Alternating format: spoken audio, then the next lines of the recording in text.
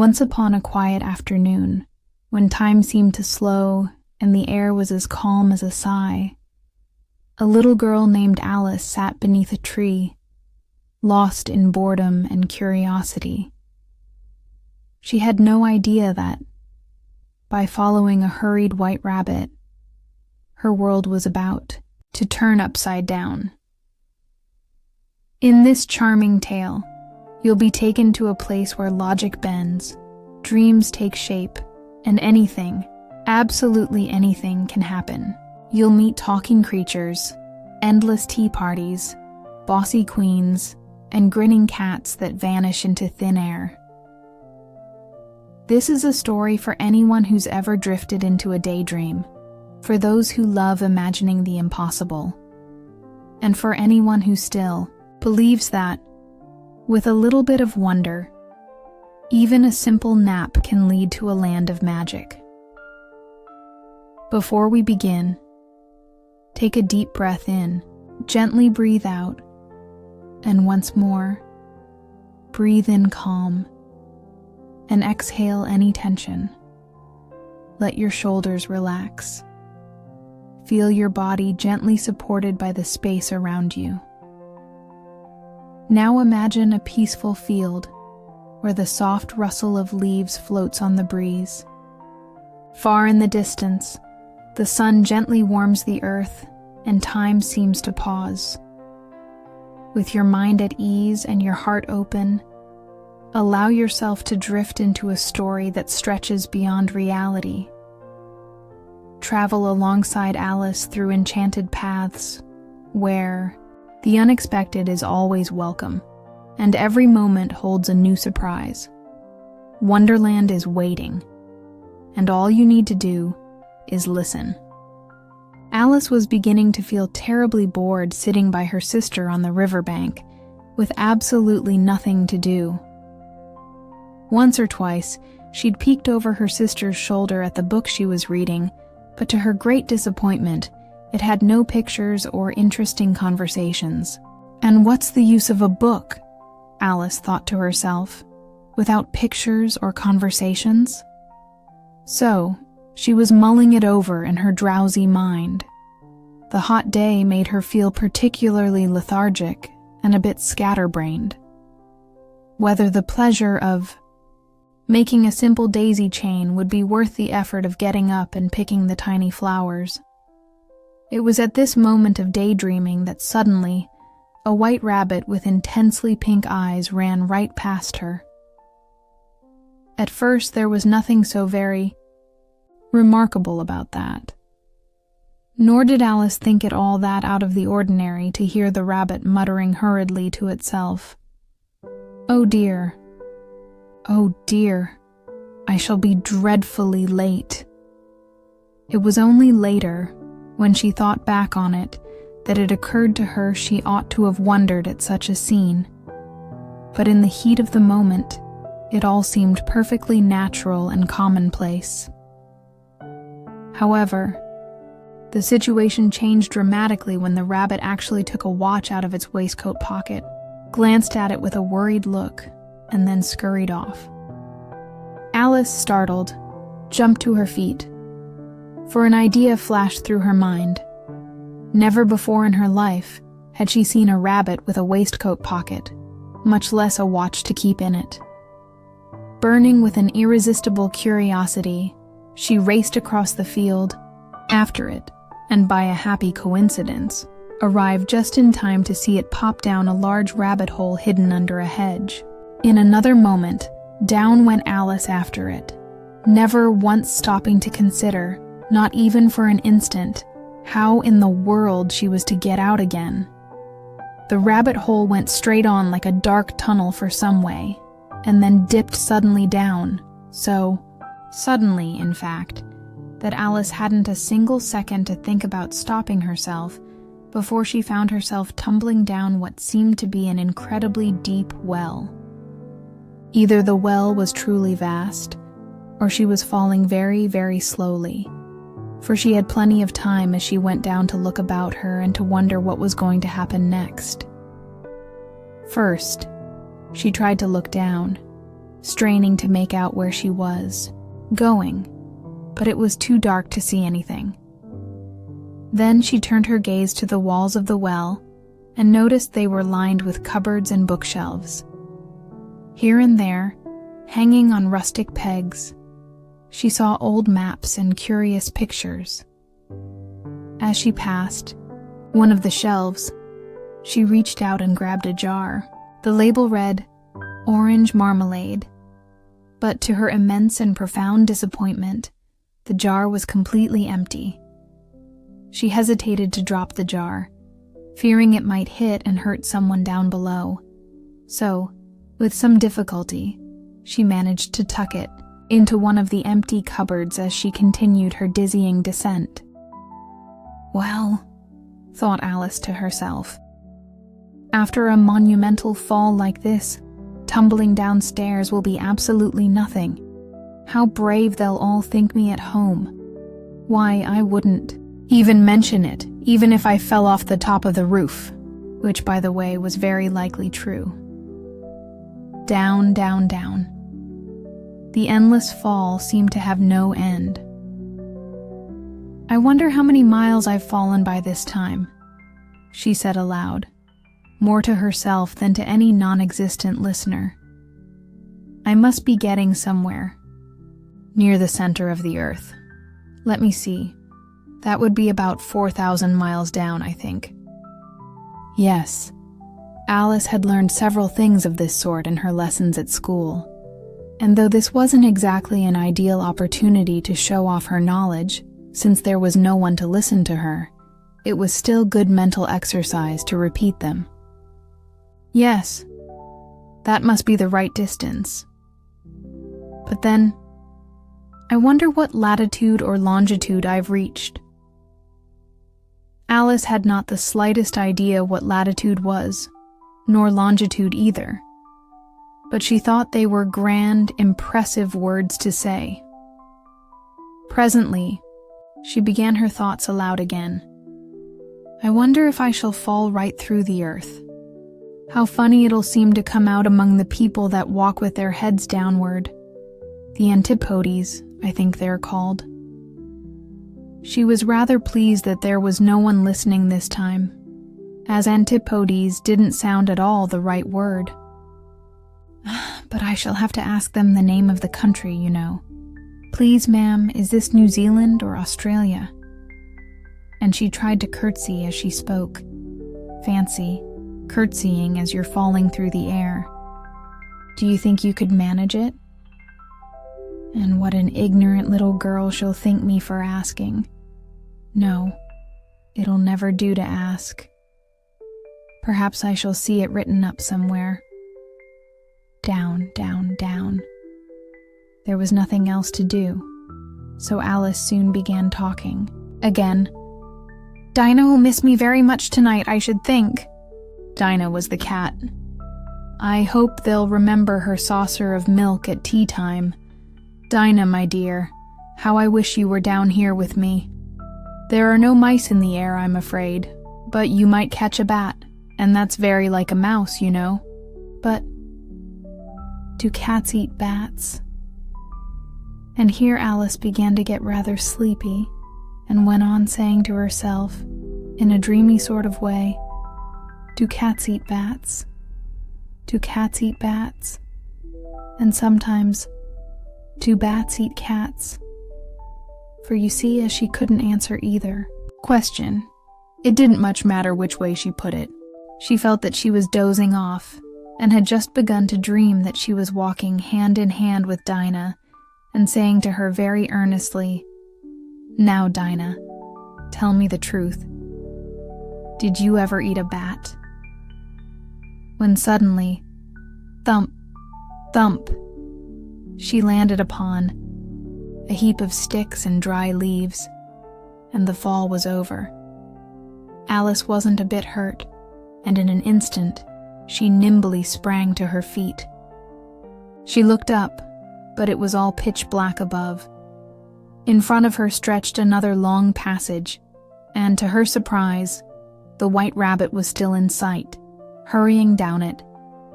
There wasn't a moment to lose. Off went Alice like the wind, in hot pursuit, and was just in time to hear it say, as it turned a corner, "Oh, my ears and whiskers, how late it's getting." She was close behind it when she turned the corner, but the rabbit was no longer there. Instead, she found herself in a long, low, and somewhat gloomy hall, which was lit by a row of flickering lamps hanging from the ceiling. There were doors all around the hall, but they were all firmly locked.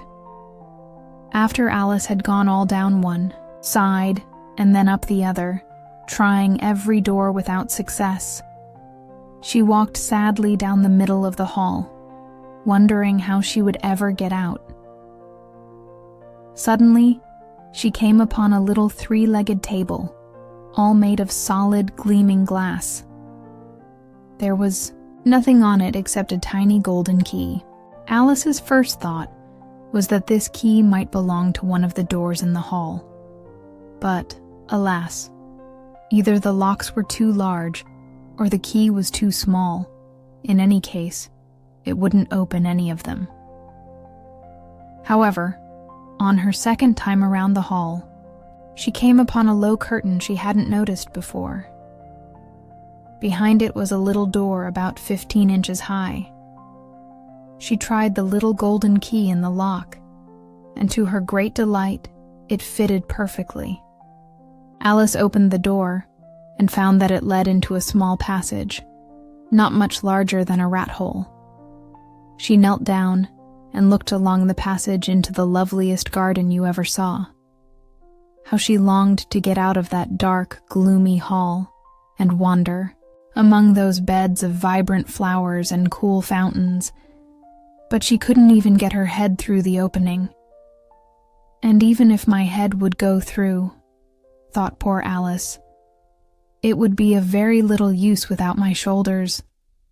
Oh, how I wish I could shrink like a telescope. I think I could if I only knew how to begin. For you see, so many extraordinary things had happened lately that Alice had begun to think that very few things indeed were really impossible. It seemed there was no use in waiting by the little door, so she went back to the table, half hoping she might find another key on it, or at any rate, a book of rules for shrinking people like telescopes. This time she found a small bottle on the table, which certainly was not there before, Alice noted. Around the neck of the bottle was a paper label with the words, "Drink me," beautifully printed on it in large letters. It was all very well to say, "Drink me," but the wise little Alice was not going to do that in a hurry. "No, I'll look first," she said, "and see whether it's marked poison or not." For she had read several charming little stories about children who had gotten themselves burnt, or eaten up by wild beasts, and other unpleasant things, all because they would not remember the simple rules their friends had taught them, such as that a red-hot poker will burn you if you hold it too long, and that if you cut your finger very deeply with a knife, it usually bleeds. And she had never forgotten that if you drink much from a bottle marked poison, it is almost certain to disagree with you, sooner or later. However, the bottle wasn't marked poison, so Alice decided it was safe to try. Finding it quite delicious, it tasted like a curious blend of cherry tart, custard, pineapple, roast turkey, toffee, and hot buttered toast. She quickly finished it off. "What a curious feeling," said Alice. "I must be shrinking like a telescope." And so she was. In fact, she was now only 10 inches tall. Her face lit up at the thought that she was now the perfect size to get through the little door and into that lovely garden. First, though, she waited a few moments to see if she would shrink any further. She felt a little nervous about it. "It might end," said Alice to herself, "with me disappearing entirely like a candle. I wonder what it's like when a candle goes out. She tried to picture what a flame looks like after it's gone, but couldn't quite recall. When nothing more happened, she set off for the garden at once. But poor Alice. When she reached the door, she realized she had forgotten the little golden key. And when she went back to the table to retrieve it, she found she couldn't reach it anymore. She could clearly see it through the glass, and even tried her best to climb one of the table legs, but it was far too slippery. After several failed attempts, the poor thing sat down and began to cry. "Come now, there's no use crying like that," Alice scolded herself. "I advise you to stop at once." She often gave herself very good advice, though she seldom followed it. At times she was so harsh on herself that she brought herself to tears. Once, she even tried to slap her own ears. For cheating in a game of croquet, she was playing against herself. This curious little girl liked to pretend she was two people. But there's no point pretending now, thought poor Alice. There's hardly enough of me left to make one. Respectable person. Her eyes soon caught sight of a small glass box under the table. She opened it and found a tiny cake inside, with the words "Eat me" beautifully written in currants. "Well, I'll eat it," said Alice. "And if it makes me grow, I can reach the key. If it makes me smaller, I can crawl under the door. Either way, I'll get into that garden. I don't care which happens." She took a bite and said anxiously to herself, "Which way? Which way?" holding her hand to the top of her head to feel which direction she might be growing. But to her surprise, she remained exactly the same size. This was, of course, perfectly ordinary for a cake. But Alice had gotten so used to extraordinary things happening that normalcy felt rather dull. So, she set to work and quickly finished the cake. "Curiouser and curiouser," cried Alice. She was so startled, she momentarily forgot how to speak proper English. "Now I'm unfolding like the biggest telescope ever. Goodbye, feet." For when she looked down, her feet seemed to be slipping far out of sight. "Oh, my poor little feet, who's going to put your shoes and socks on now, dears? I'm sure I won't be able to. I'll be too far away to bother with you. You'll have to manage as best you can." "But I must be kind to them," thought Alice, "or they might not walk the way I want them to. Let's see. I'll send them a new pair of boots every Christmas." And she went on planning just how she'd do it. "They must go by carrier," she thought. "It'll look so strange, sending presents to one's own feet. And how funny the address will look. To Alice's right foot, hearthrug, near the fire, with love, from Alice." Oh dear, what nonsense I'm talking. Just then, her head bumped against the ceiling of the hall. She was now over 9 feet tall. Immediately she grabbed the little golden key and hurried to the garden door. Poor Alice. It was the best she could do to lie on her side and peek through the doorway with one eye, but getting through it was more impossible than ever. She sat down again and burst into tears. "You ought to be ashamed of yourself," said Alice. "A great big girl like you," and she really could say that now, "crying like a baby. Stop it this moment, I tell you." But she kept on sobbing, pouring out gallons of tears until there was a large puddle around her, about 4 inches deep and covering half the hall.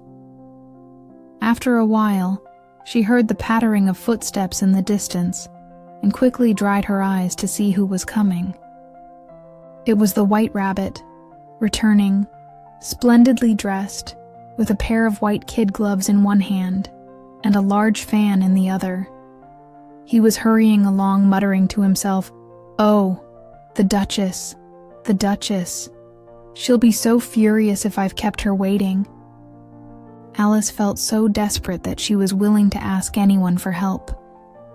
So when the rabbit came near, she began in a timid voice, "Please, sir." The rabbit jumped as if he'd been shot, dropped the gloves and the fan, and dashed off into the darkness as fast as he could. Alice picked up the fan and gloves, and since the hall felt terribly warm, she began fanning herself while saying, "Goodness, how strange everything is today. And yesterday, things went on as usual. I wonder if I was changed during the night. Let me think. Was I the same when I woke up this morning? I almost think I remember feeling a bit different. But if I'm not the same, the next question is, who in the world am I?" Ah, that's the great puzzle. She began thinking of all the children she knew who were about her age, to see if she might have been turned into one of them. "I'm sure I'm not Ada," she said. "Her hair falls in long curls, and mine doesn't curl at all. And I'm certainly not Mabel, because I know so many things, and she knows so very little. Besides, she is she, and I am I. And oh dear, how confusing all this is. I'll try to see if I still know all the things I used to know. Let me see. 4 times 5 is 12, and 4 times 6 is 13, and 4 times 7 is... Oh dear, I'll never get to 20 at this rate. The multiplication table doesn't mean anything now. Let's try geography. London is the capital of Paris, and Paris is the capital of Rome, and Rome... No, that's all wrong, I'm certain. I must have been changed into Mabel. I'll try to say, how doth the little... She folded her hands in her lap, like she was reciting a lesson, and began to speak. But her voice came out hoarse and strange, and the words weren't quite what she remembered. How doth the little crocodile improve his shining tail, and pour the waters of the Nile on every golden scale? How cheerfully he seems to grin, how neatly spreads his claws and welcomes little fishies in with gently smiling jaws. I'm sure those aren't the right words, said poor Alice, and her eyes filled with tears once more. I must be Mabel after all, and I'll have to go live in that poky little house with hardly any toys. And oh, so many lessons to learn. No, I've made up my mind. If I'm Mabel, I'll stay down here. It's no use their putting their heads down and saying, "Come up again, dear." I'll just look up and say, "Tell me who I am first," and then, if I like being that person, I'll come up. If not, I'll stay down here until I'm someone else. But oh dear, cried Alice, suddenly bursting into tears. I do wish they would put their heads down. I'm so tired of being alone here. As she said this, she looked down at her hands and was surprised to see that she had somehow put on one of the rabbit's little white gloves while she was talking. How in the world did I manage that? She thought. I must be shrinking. Again. She got up and walked to the table to check her height, and found that she was, as best she could guess, about 2 feet tall and shrinking rapidly. She soon realized the cause. It was the fan she was still holding. She quickly dropped it, just in time to avoid disappearing altogether. That was a close one, said Alice, a bit alarmed by the sudden change, but quite pleased to find she was still herself. And now, to the garden. She ran as fast as she could back to the little door. But, oh no. The door was shut again, and the little golden key was back on the glass table as before. Things are worse than ever, thought. The poor child. I've never been this small before, never, it's just too much. As she said this, her foot slipped, and in the next moment, splash, she was up to her chin in salty water. Her first thought was that she must have somehow fallen into the sea. In that case, I can just take a train back, she told herself. Alice had only been to the seaside once in her life, and had come to the general conclusion that wherever you go along the English coast, you're sure to find some bathing machines in the water, a few children digging in the sand with wooden spades, then a row of lodging houses, and behind them, a railway station. However, she soon realized she was actually in the pool of tears she had cried when she was 9 feet tall. "Oh, I wish I hadn't cried so much," said Alice as she swam about, trying to find a way out. "I'll be punished for it now, I suppose, drowning in my own tears. That would be such a strange thing to happen. But then, everything's been strange today." Just then, she heard something splashing about in the pool a little ways off, and she swam closer to see what it was.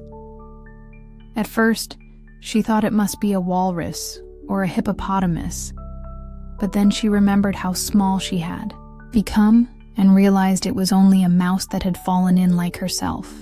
Would it be any use speaking to this mouse? Alice wondered. Everything's so unusual down here. I wouldn't be surprised if it could talk. At any rate, there's no harm in trying. So she began, "Oh, mouse, do you know the way out of this pool? I'm quite tired of swimming around here, oh mouse." Alice thought this must be the proper way to address a mouse.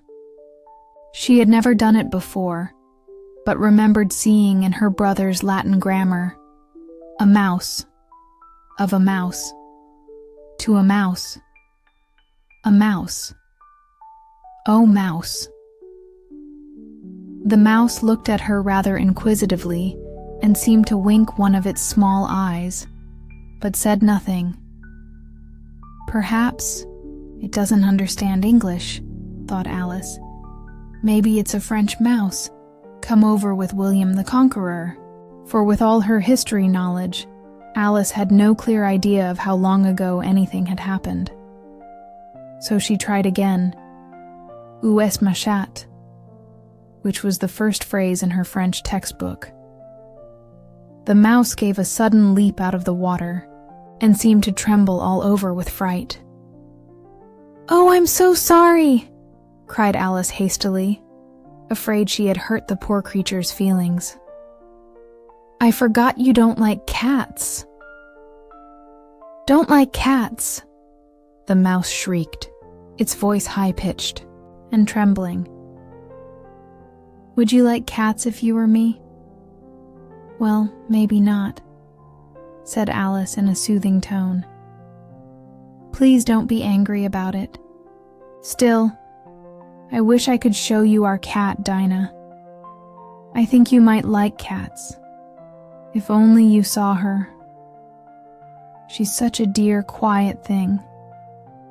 Alice went on dreamily, lazily paddling in the water. And she purrs so nicely by the fire, licking her paws and washing her face. She's such a soft little creature to cuddle, and she's so good at catching mice. Oh, I'm terribly sorry. For by this time, the mouse was bristling all over, and Alice felt certain she had really offended it. "We won't talk about her any more if you'd rather not." "Indeed we won't," squeaked the mouse, still trembling from head to tail. "Our family always hated cats. Nasty, low, vulgar things. Don't let me hear the name again." "Won't," said Alice, eager to change the subject. Do you like dogs?" The mouse didn't answer, so Alice went on quickly. There's such a nice little dog near our house. I'd love to show him to you. A bright-eyed little terrier, you know, with curly brown fur. He fetches things when you throw them. He sits up and begs for his dinner, and he does all sorts of tricks. I can't even remember half of them. And he belongs to a farmer, you see, and the farmer says he's so useful he's worth 100 pounds. He says the dog kills all the rats. And oh dear, Alice's voice trailed off sadly, for the mouse was now swimming away from her as fast as it could, making quite a commotion in the pool as it went. She called softly after it, "Mouse dear, please come back. We won't talk about cats or dogs, if you don't like them." When the mouse heard this, it turned around and swam slowly back to her. Its face was pale, with passion, Alice thought, and in a low, trembling voice it said, "Let's get to the shore, and I'll tell you my story. Then you'll understand why I hate cats and dogs." It was high time to leave the pool anyway, for it was getting quite crowded with the birds and animals that had fallen into it. There was a duck, a dodo, a lory, an eaglet, and several other curious creatures. Alice led the way, and the whole group swam toward the shore. They were certainly a strange-looking bunch as they gathered on the bank. Birds with dripping feathers, animals with fur clinging to their bodies, all wet and miserable. The first order of business, of course, was how to get dry again. They held a consultation, and after a few minutes, it seemed perfectly natural for Alice to be chatting with them as if she'd known them her whole life. In fact, she got into a long argument with the lory, who eventually got in a huff and said only, "I'm older than you, and I must know better." Alice wouldn't accept that without knowing how old the lory was, and since it refused to say, there was nothing more to discuss. At last, the mouse, who seemed to be someone of authority among them, called out, "Sit down, all of you, and listen to me. I'll soon have you dry enough." Everyone sat down in a large circle, with the mouse in the center. Alice kept her eyes on it anxiously, for she was sure she'd catch a dreadful cold if she didn't dry off soon. "Ahem," said the mouse with a pompous air. "Are you all ready? This is the driest thing I know. Silence, please." William, the conqueror, whose cause was favored by the Pope, was soon submitted to by the English, who wanted leaders and had grown used to usurpation and conquest. Edwin and Morcar, Earls of Mercia and Northumbria. "Ugh," said the lory with a shiver. "Pardon?" said the mouse, frowning but speaking politely. "Did you speak?" "Not I," said the lory hastily. "I thought you did," said the mouse. "I proceed.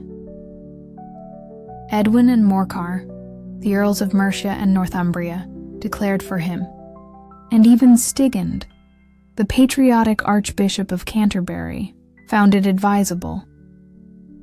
"Found what?" said the duck. "Found it," said the mouse sharply. "Surely you know what it means."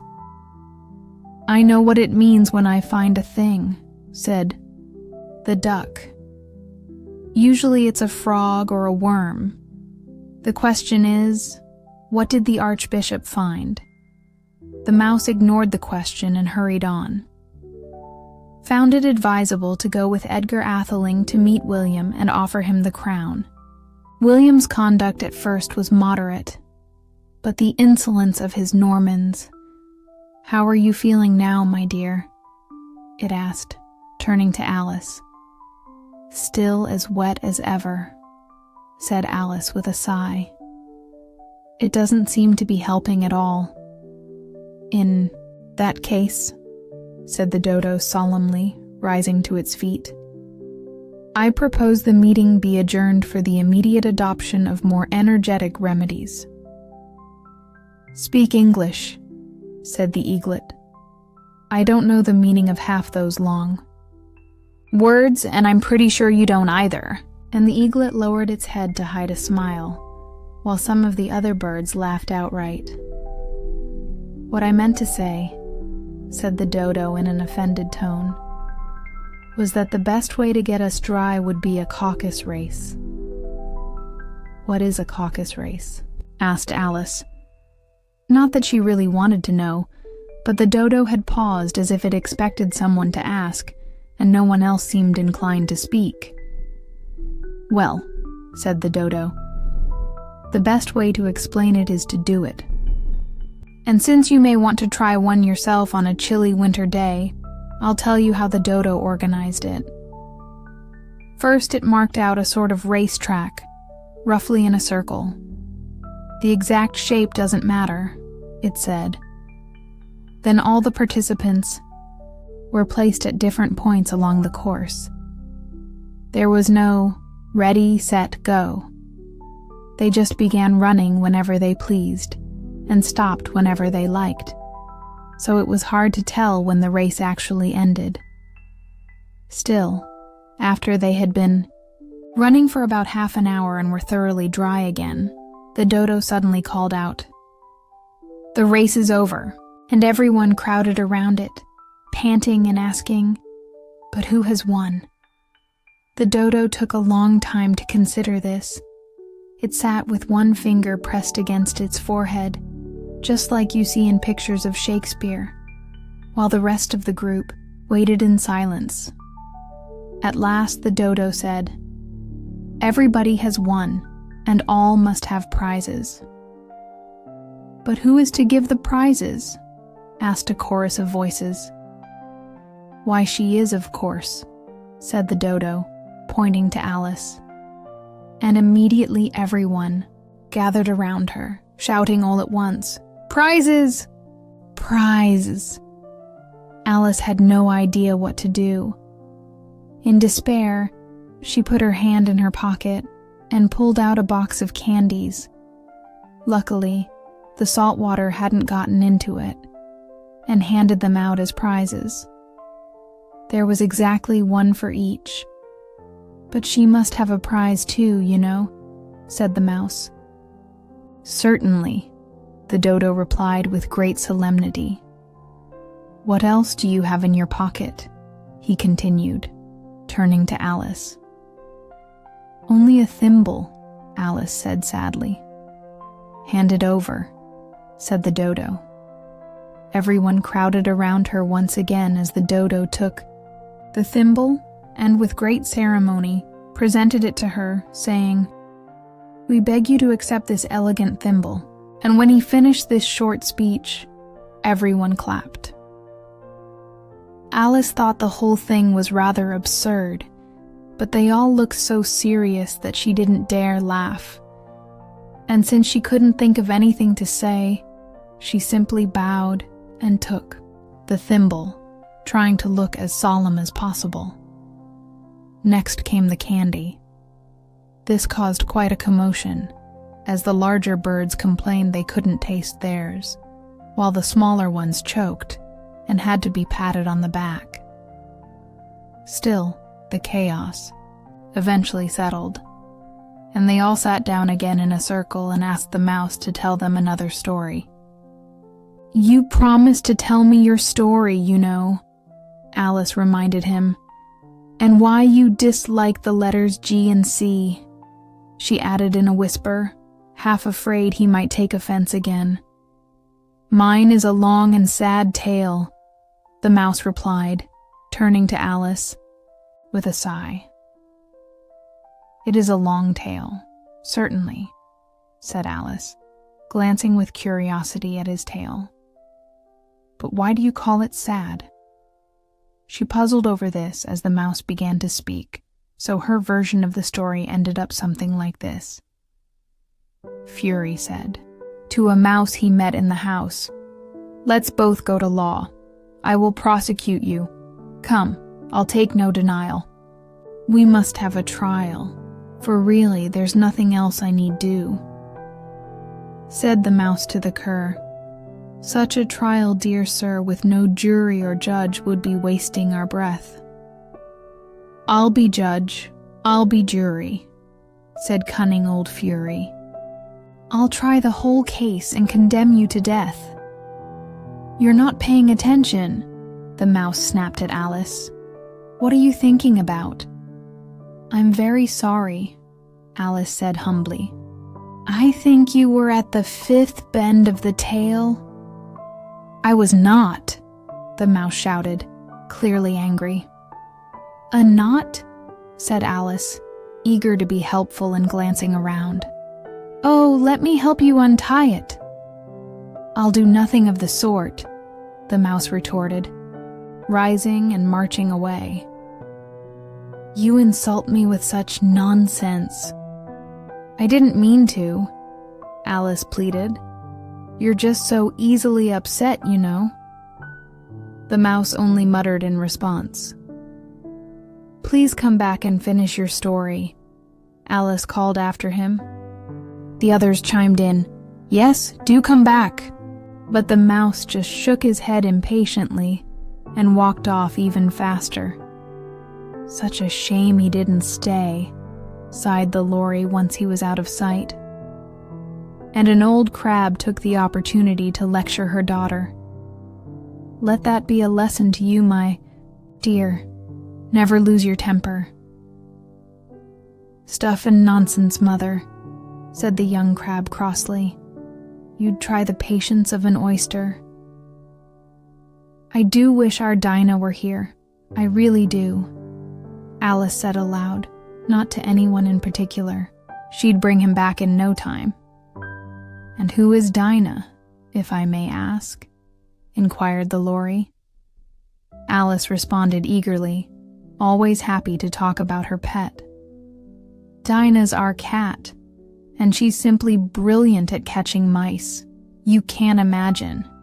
Oh, and the way she chases birds. Why, she'll eat a little bird the moment she sees it. This comment caused quite a stir among the group. Some of the birds flew off immediately. A dignified old magpie began wrapping herself up carefully, saying, I really must get home. Evening air doesn't agree with my throat. A canary chirped shakily to her children, Off to bed, darlings. It's far past your bedtime. One by one, they all found some excuse to leave, and soon Alice was alone again. I wish I hadn't mentioned Dinah, she said sadly to herself. No one seems to like her down here, and I'm sure she's the best cat in the whole world. Oh dear Dinah, will I ever see you again? And with that, poor Alice began to cry once more, feeling terribly lonely and discouraged. Before long, however, she heard the sound of little footsteps approaching in the distance. She looked up eagerly, half hoping it was the mouse coming back to finish his story. But no. It was the white rabbit, slowly trotting back, looking around anxiously as if he had lost something. She heard him muttering, The Duchess, the Duchess. Oh, my dear paws. Oh, my fur and whiskers. She'll have me executed, as sure as ferrets are ferrets. Where could I have dropped them, I wonder? Alice quickly realized he was looking for his fan and his pair of white kid gloves, and kindly began searching for them. But they were nowhere to be seen. Everything seemed to have changed since her swim in the pool, and the great hall with the glass table and little door had completely vanished. Before long, the rabbit noticed her searching and called out sharply, Why, Marianne, what are you doing out here? Run home this instant and fetch me a pair of gloves and a fan. Quick now. Alice was so startled that she ran off in the direction he pointed without even trying to explain that he had mistaken her for someone else. He thinks I'm his maid, she said to herself as she ran. How surprised he'll be when he finds out who I really am. But I suppose I'd better fetch his fan and gloves, if I can find them. As she said this, she came to a neat little house with a bright brass plate on the door that read W. Rabbit. She went in without knocking and hurried up the stairs, terrified she might run into the real Mary Ann and be thrown out before she could find the fan and gloves. "How strange this all is," said Alice to herself. "Running errands for a rabbit. I suppose next Dinah will be sending me on errands." She began imagining what that might be like. "Miss Alice, come here this moment and get ready for your walk." "Coming, nurse. But I must make sure the mouse doesn't escape." "Except," Alice continued, "I don't think they'd let Dinah stay in the house if she went around bossing people. Like that." By now, she had found her way to a tidy little room with a table by the window, and on it, just as she had hoped, was a fan and 2 or 3 pairs of tiny white kid gloves. She picked up the fan and a pair of gloves and was about to leave the room when her eyes landed on a small bottle standing by the mirror. This time it didn't have a label that said, "Drink me," but even so, she uncorked it and raised it to her lips. "I just know something interesting will happen," she said to herself. "Every time I eat or drink something, something curious always does. I do hope this one makes me grow again. I'm quite tired of being such a tiny thing." And it did, much sooner than expected. Before she had finished half the bottle, she felt her head bumping against the ceiling and had to stoop to avoid breaking her neck. She quickly put the bottle down. "That's enough. I hope I don't grow anymore. I'm already too big to get out of the room. Oh, why did I drink so much?" Alas, it was too late to regret it. She kept growing and growing. Soon she had to kneel on the floor, and a moment later, even that wasn't possible. In desperation, she lay down with one elbow against the door and her other arm wrapped around her head. Still she grew. As a last resort, she stuck one arm out the window and one foot up the chimney and said to herself, "Now I've done all I can. Whatever happens now, there's no changing it. What will become of me?" Luckily for Alice, the little magic bottle had reached its full effect, and she stopped growing. Still, she was very uncomfortable, and since it seemed impossible that she would ever get out of that room, it was no wonder she felt miserable. Things were much nicer at home, poor Alice thought, when I wasn't always growing or shrinking, or being ordered about by mice and rabbits. I almost wish I hadn't gone down that rabbit hole. And yet, it's certainly a curious sort of life. I wonder what's happened to me. When I used to read fairy tales, I never thought such things happened. And now here I am, right in the middle of one. There really ought to be a book written about me. And when I grow up, I'll write one. Well, I am growing now, she added, sadly. At least there's no room to grow anymore in here. But then, Alice thought, will I ever grow older than I am now? That might be a comfort, never growing old. But then, always having lessons to learn. Oh no, I wouldn't like that. At all. Oh, silly Alice, she said to herself. How are you supposed to learn any lessons in here? There's barely enough room for you, let alone any lesson books. And so she kept talking, first turning to one side and then the other, making quite a conversation out of it all. But after a few minutes, she heard a voice from outside and stopped to listen. "Mary Ann, Mary Ann," called the voice. "Fetch me my gloves this instant. Then came the sound of little footsteps on the stairs. Alice immediately knew it was the rabbit coming to look for her, and she trembled so hard the whole house shook, completely forgetting that she was now about 1,000 times bigger than the rabbit and really had no reason to be afraid of him. Soon the rabbit reached the door and tried to open it, but since it opened inward and Alice's elbow was firmly pressed against it, he had no luck.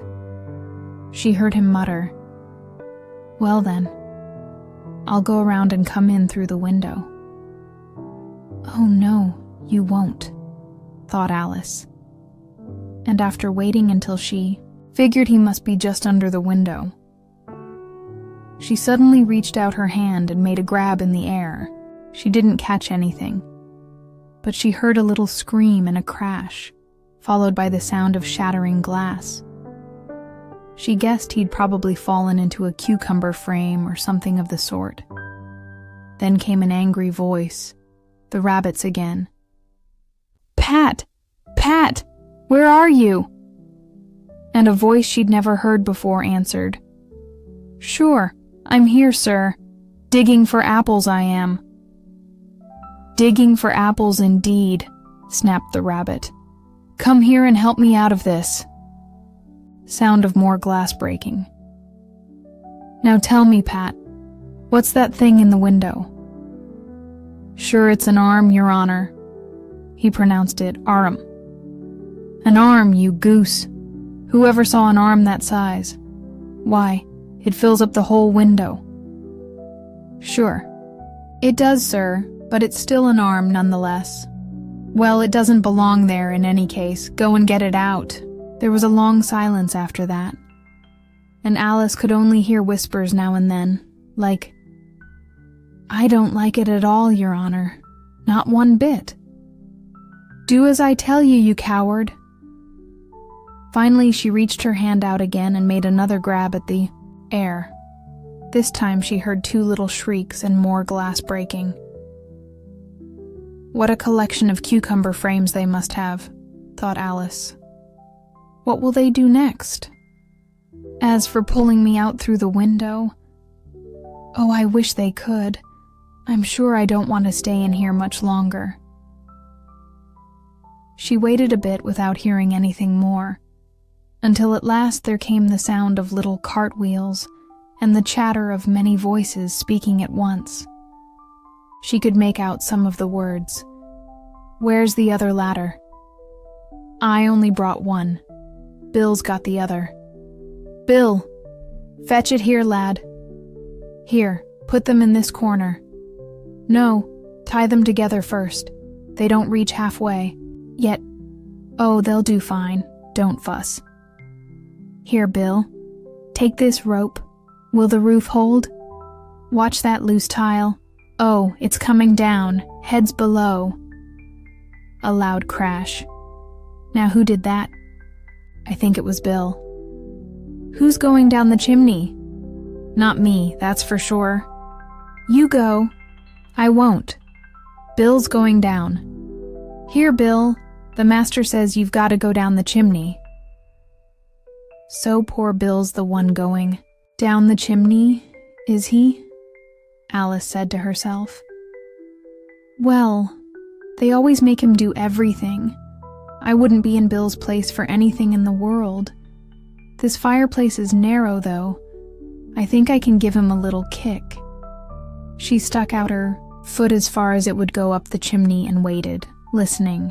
Sure enough, she soon heard a little creature, she couldn't tell what kind, scratching and scrambling down just above her.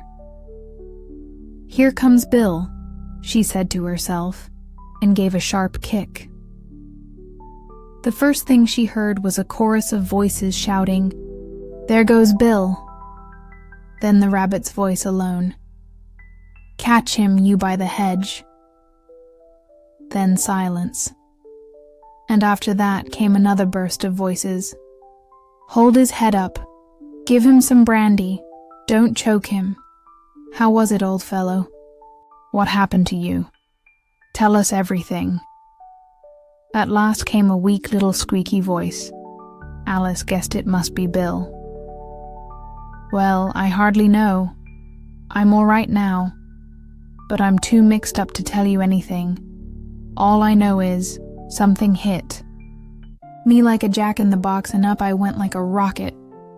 So you did, old fellow, they all said. We've got to burn the house down, came the rabbit's voice again. If you do, I'll set Dinah on you, shouted Alice at the top of her lungs. At once, there was dead silence. Now what will they do next? Alice wondered. If they had any sense, they'd take the roof off. After a minute or two, they began to move around again, and Alice heard the rabbit say, "A barrowful will do to start with." A barrowful of what? She wondered, but she didn't have to wait long. The next moment, a shower of little pebbles came rattling in through the window, some of which hit her in the face. That does it, she said to herself. I'm not putting up with this. And she shouted, You'd better not do that again, which brought instant silence once more. Alice was surprised to see that the pebbles were all turning into little cakes as they landed. A bright idea popped into her head. If I eat one of these cakes, she thought, it's bound to change my size. And since I can't get any bigger, I suppose it'll make me smaller. So she quickly ate one, and was delighted to find herself shrinking right away. As soon as she was small enough to fit through the door, she ran out of the house and found a crowd of little animals and birds waiting outside. Poor Bill, the lizard, was in the middle, being held up by 2 guinea pigs who were feeding him something from a bottle. The moment they saw Alice, they all ran toward her. But she didn't wait. She took off at once and soon found herself safe in a thick wood. The first thing I've got to do, said Alice to herself as she wandered through the trees, is get back to my right size. And the second thing is to find that lovely garden. I think that's the best plan. It certainly sounded like a good, straightforward plan. The only trouble was, she had absolutely no idea how to carry it out. And while she was peering anxiously among the trees, a sharp little bark just above her made her look up in a hurry. A huge puppy was staring down at her with big round eyes, stretching out one paw playfully as if trying to touch her. Poor little thing, said Alice in a gentle tone, and tried hard to whistle to it. But she was terribly nervous the whole time. What if it was hungry? It might very well eat her despite her kindness. Not knowing what else to do, she picked up a tiny stick and held it out. The puppy leapt in the air, all 4 feet at once, yelping with joy, and dashed at the stick as if to bite it. Alice quickly darted behind a large thistle to avoid getting trampled. When she peeked out the other side, the puppy charged again and flipped head over heels in its eagerness to catch the stick. This is just like playing with a cart horse, thought Alice, dodging behind the thistle again, worried she'd be crushed under its paws.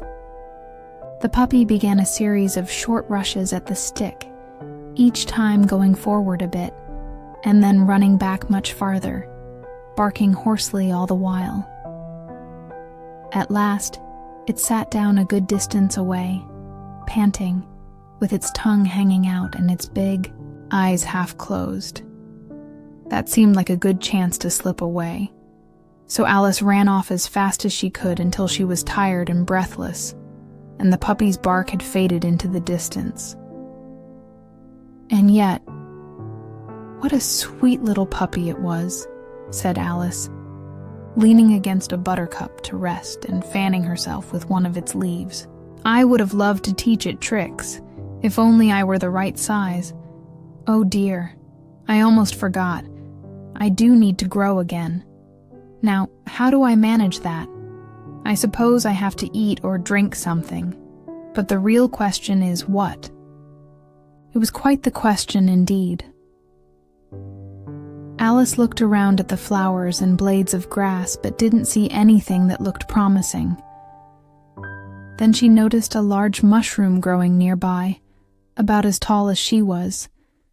She looked underneath it, around, it, behind it, then finally thought, I might as well see what's on top. She stood on tiptoe and peered over the edge, and there sat a large caterpillar, calmly smoking a long hookah and paying no attention to her whatsoever. They stared at each other in silence for a while. Finally, the caterpillar removed the hookah from its mouth and said in a slow, sleepy voice, "Who are you?"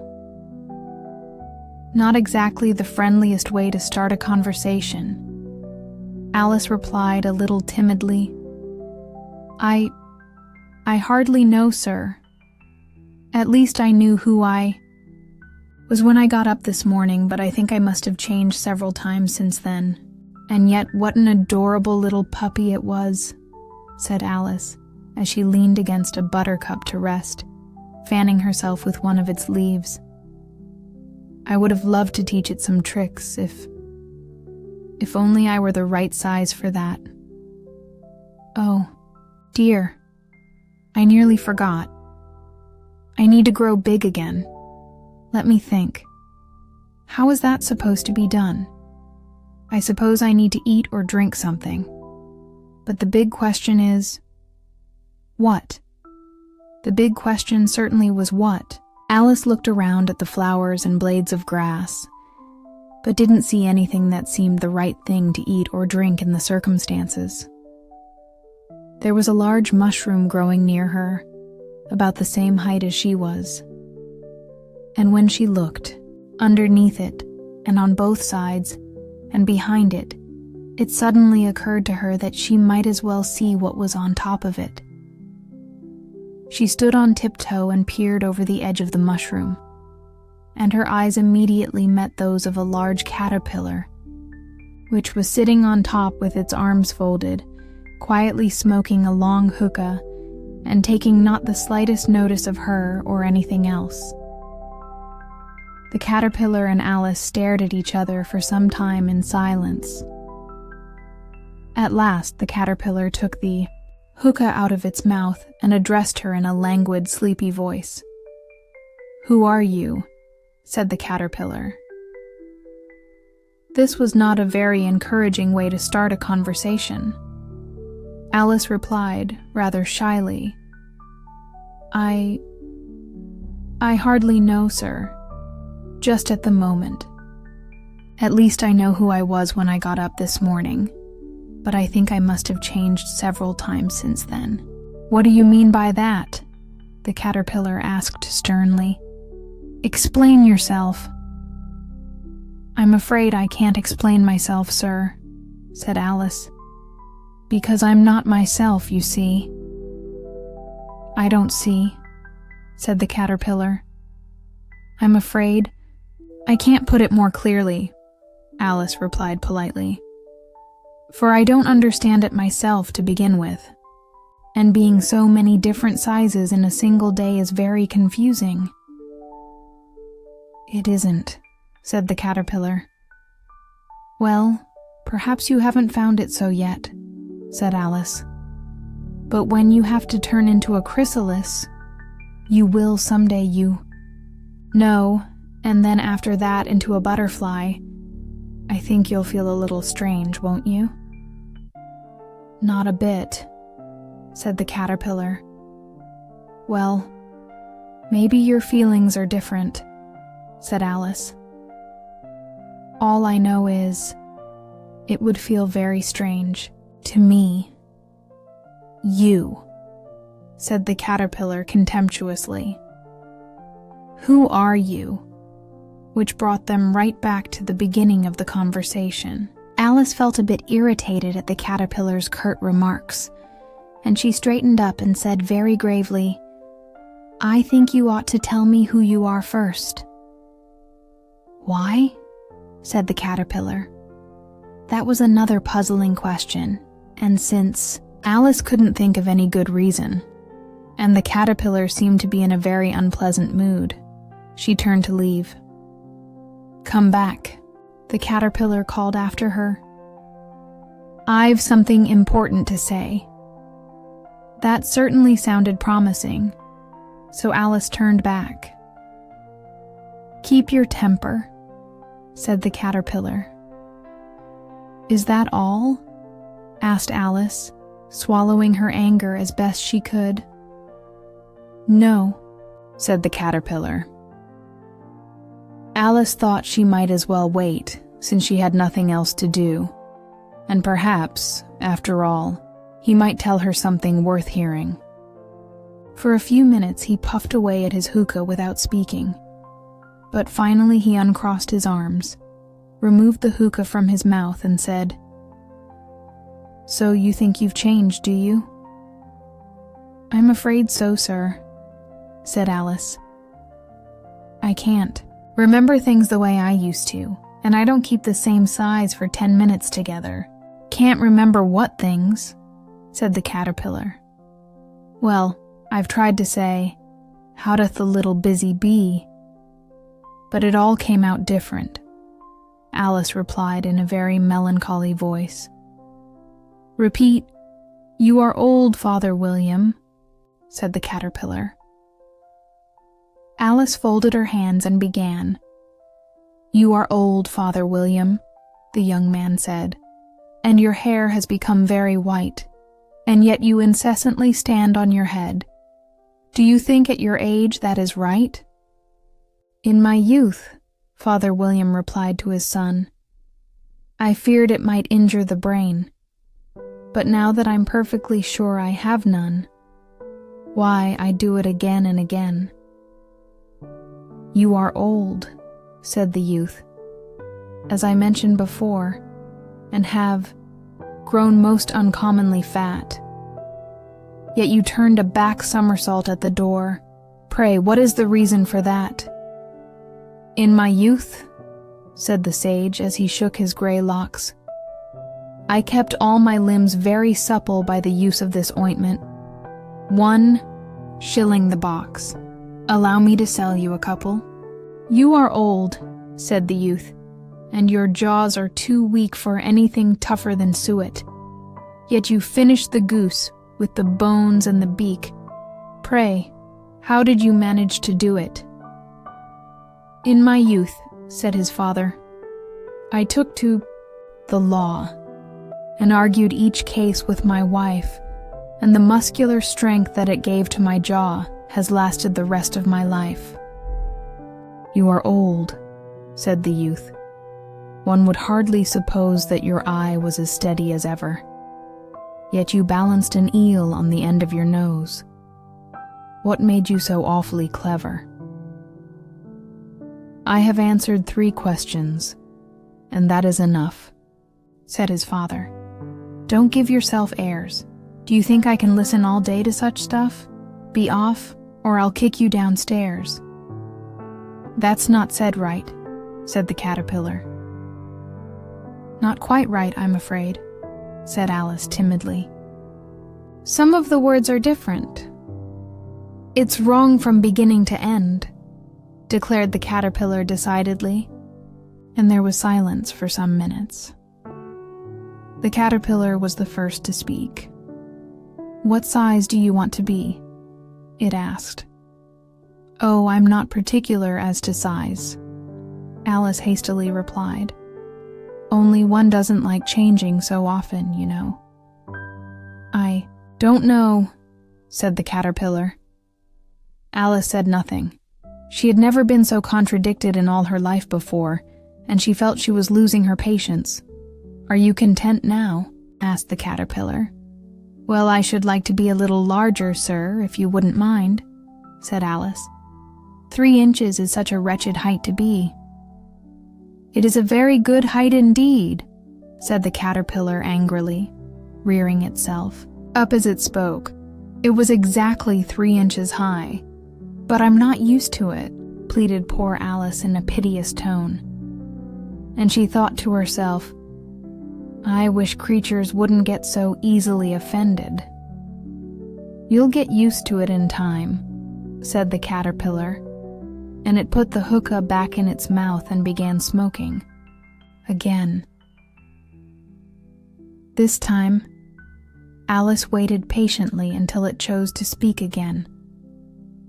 After a minute or two, the caterpillar removed the hookah from its mouth, yawned once or twice, then shook itself, crawled off the mushroom, and crept into the grass, merely remarking as it went, "One side will make you grow taller, and the other side will make you grow shorter." One side of what? The other side of what? Thought Alice to herself. Of the mushroom, said the caterpillar, just as if Alice had asked it aloud. And in another moment, it was out of sight. Alice stood looking thoughtfully at the mushroom for a minute, trying to figure out which were the two sides of it. Since it was perfectly round, this seemed a rather difficult question. However, at last, she stretched her arms around it as far as they would go and broke off a bit from the edge with each hand. And now, which is which? She said to herself, and nibbled a little bit from the right-hand piece to try the effect. The next moment she felt a sharp blow under her chin. It had struck her foot. She was quite alarmed by this sudden change, but felt that there was no time to be lost, as she was shrinking rapidly. So she set to work at once to eat a little bit of the other piece. Her chin was pressed so closely against her foot that it was difficult to open her mouth at all, but she managed it at last, and succeeded in swallowing a morsel of the left-hand bit. "Come, my head's free at last," said Alice in a tone of delight, which changed to alarm in another moment, when she found that her shoulders were nowhere to be seen. All she could see, when she looked down, was an immense length of neck, which seemed to rise like a stalk out of a sea of green leaves far below her. "What can all that green stuff be?" said Alice. "And where have my shoulders gone? And oh, my poor hands, how is it I can't see you?" She moved them as she spoke, but no result seemed to follow except a little shaking among the distant green leaves. As there seemed to be no chance of getting her hands up to her head, she tried to bring her head down to them, and was delighted to find that her neck would bend about easily in any direction, like a serpent. She had just succeeded in curving it down into a graceful zigzag, and was going to dive in among the leaves, which she found to be nothing but the tops of the trees under which she had been wandering, when a sharp hiss made her draw back in. A hurry. A large pigeon had flown into her face and was beating her violently with its wings. "Serpent!" screamed the pigeon. "I'm not a serpent," said Alice indignantly. "Let me alone!" "Serpent, I say again," repeated the pigeon, but in a more subdued tone, and added with a kind of sob, "I've tried every way, and nothing seems to suit them." "I haven't the slightest idea what you're talking about," said Alice. "I've tried the roots of trees, and I've tried banks, and I've tried hedges," the pigeon went on, without paying any attention to her. "But those serpents, there's no pleasing them." Alice was more and more puzzled, but she thought it was no use saying anything until the pigeon finished. "As if it wasn't trouble enough hatching the eggs," said the pigeon, "but I have to watch out for serpents night and day. Why, I haven't had a wink of sleep in 3 weeks." "I'm very sorry you've been annoyed," said Alice, who was beginning to understand what it meant. "And just as I'd taken the highest tree in the wood," continued the pigeon, raising its voice to a shriek, "and just as I thought I should be free of them at last, they must come wriggling down from the sky. Ugh, serpent! "But I'm not a serpent, I tell you," said Alice. I'm a...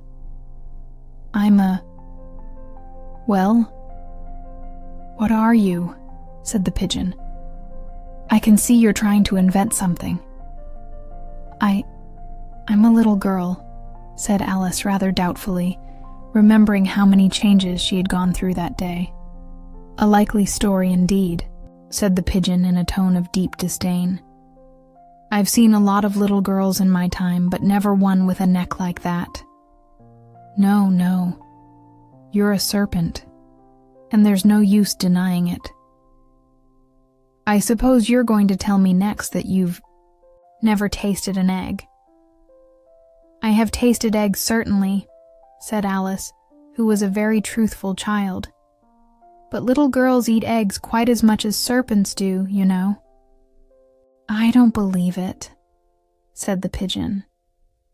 "But if you do eat eggs, then you must be some kind of serpent. That's all I can say." This was such a new idea for Alice that she stayed quiet for a minute or two, which gave the pigeon a chance to add, "You're looking for eggs. I know that perfectly well. And what do I care if you're a little girl or a serpent?" "It matters a great deal to me," Alice said quickly. "But I'm not looking for eggs, I assure you. And even if I were, I wouldn't want yours. I don't like them raw."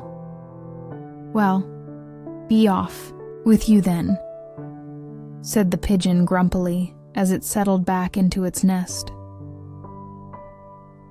Alice crouched down among the trees as best she could, for her neck kept getting tangled in the branches, and every now and then she had to stop and unwind it.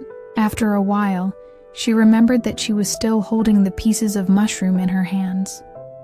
She began nibbling first one, then the other, growing a little taller or shorter with each bite, until at last she managed to shrink back to her normal height. It had been so long since she'd been her proper size that it felt quite strange at first. But she soon got used to it and began talking to herself, as usual. "Well, half my plan is done now. How puzzling all these changes are. I never know what I'm going to be from one minute to the next, but at least I'm back to my right size. The next thing is to get into that beautiful garden.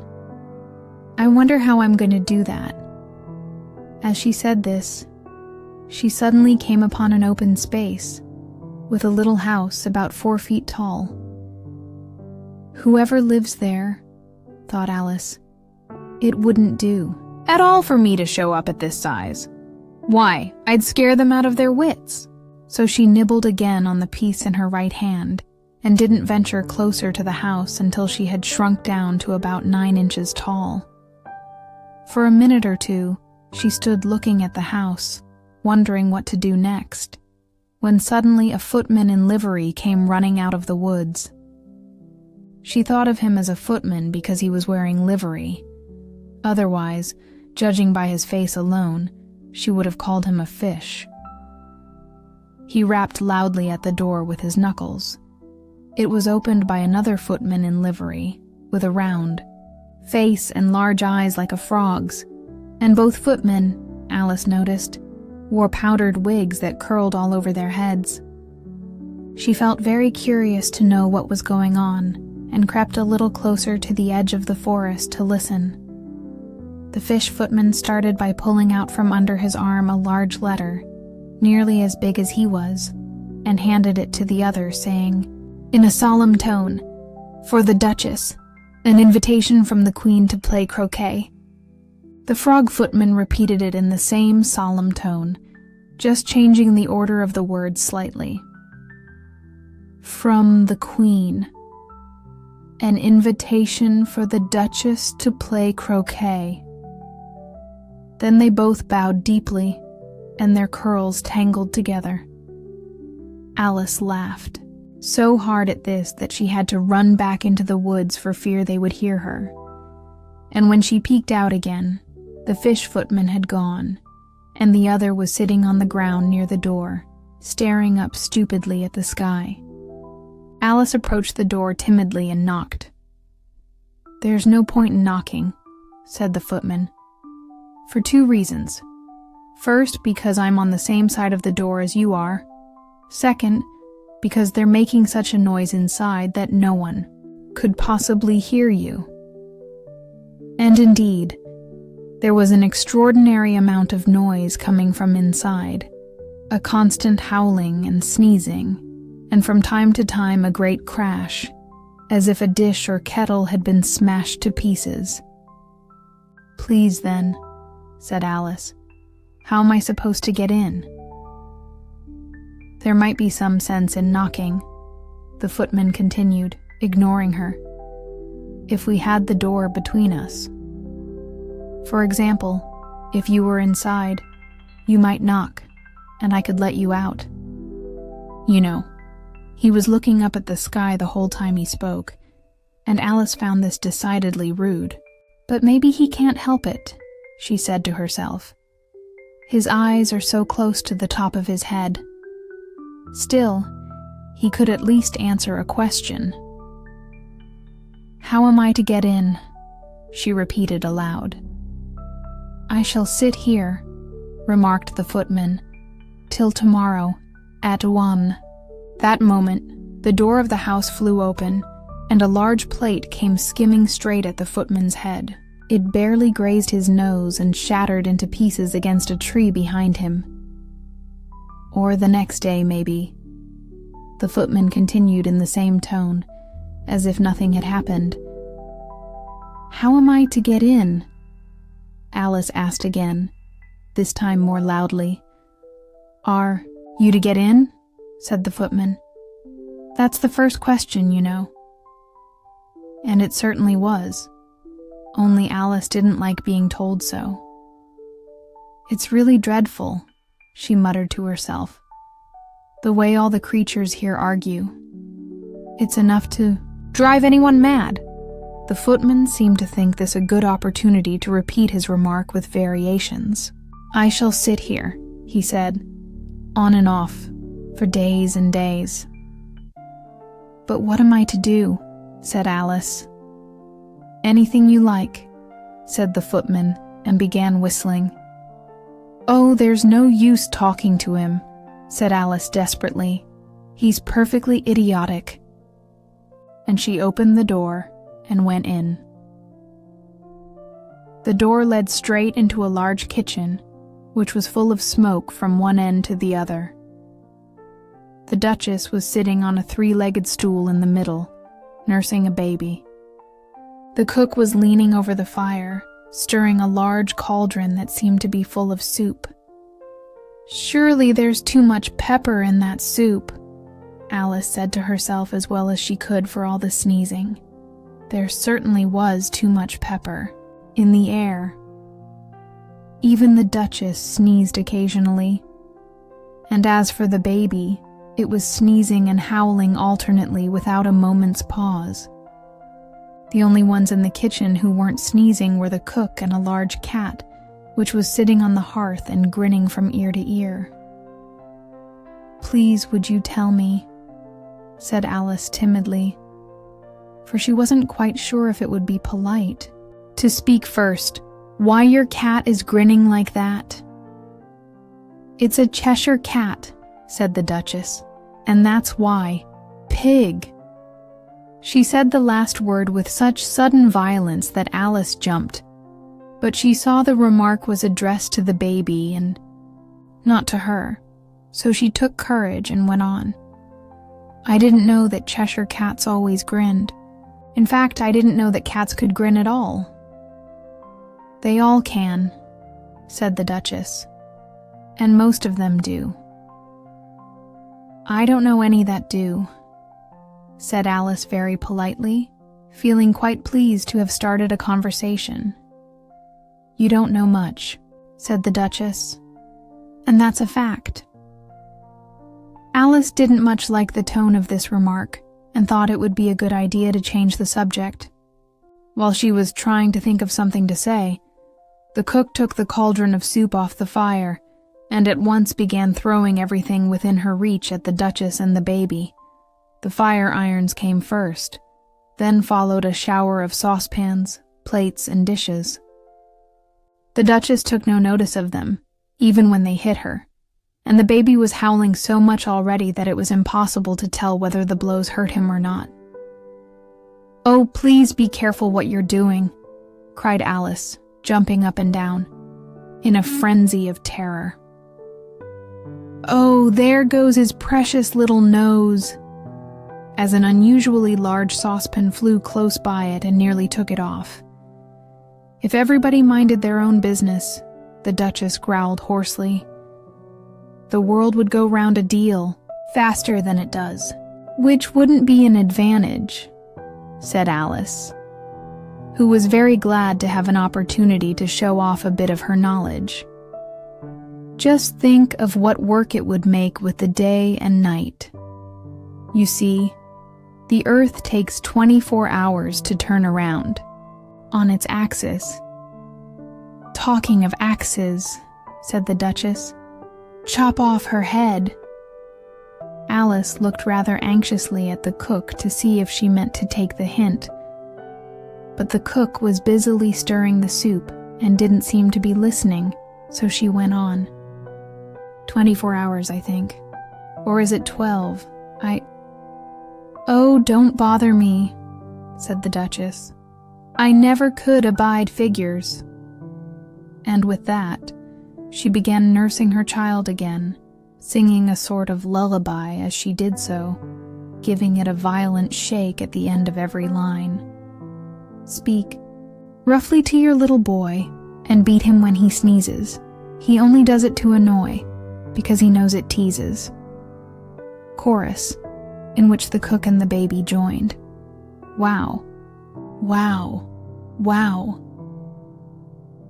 While the Duchess sang the second verse of the song, she kept tossing the baby violently up and down, and the poor little thing howled so much that Alice could hardly hear the words. "I speak severely to my boy.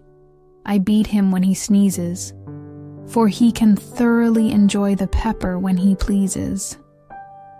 Wow, wow, wow. "Here, you may nurse him a bit if you like," the Duchess said to Alice, flinging the baby at her as she spoke. "I must go and get ready to play croquet with the Queen," and she hurried out of the room. The cook threw a frying pan after her as she left, but it just missed. Alice picked up the baby with some difficulty, for it was a strange little creature, stretching out its arms and legs in all directions. Just like a starfish, thought Alice. The poor thing was snorting like a steam engine as she held it, constantly bending and straightening itself so that, for the first minute or two, all she could do was struggle to keep hold of it. Once she figured out the proper way to cradle it, which was to twist it into some sort of knot, and then firmly grip its right ear and left foot to prevent it from unraveling, she carried it outdoors. "If I don't take this child away with me," thought Alice, "they'll surely kill it in a day or two. Wouldn't it be murder to leave it behind?" She said the last words aloud, and the little creature grunted in response. It had stopped sneezing by then. "Don't grunt," said Alice. "That's no proper way for a child to express itself."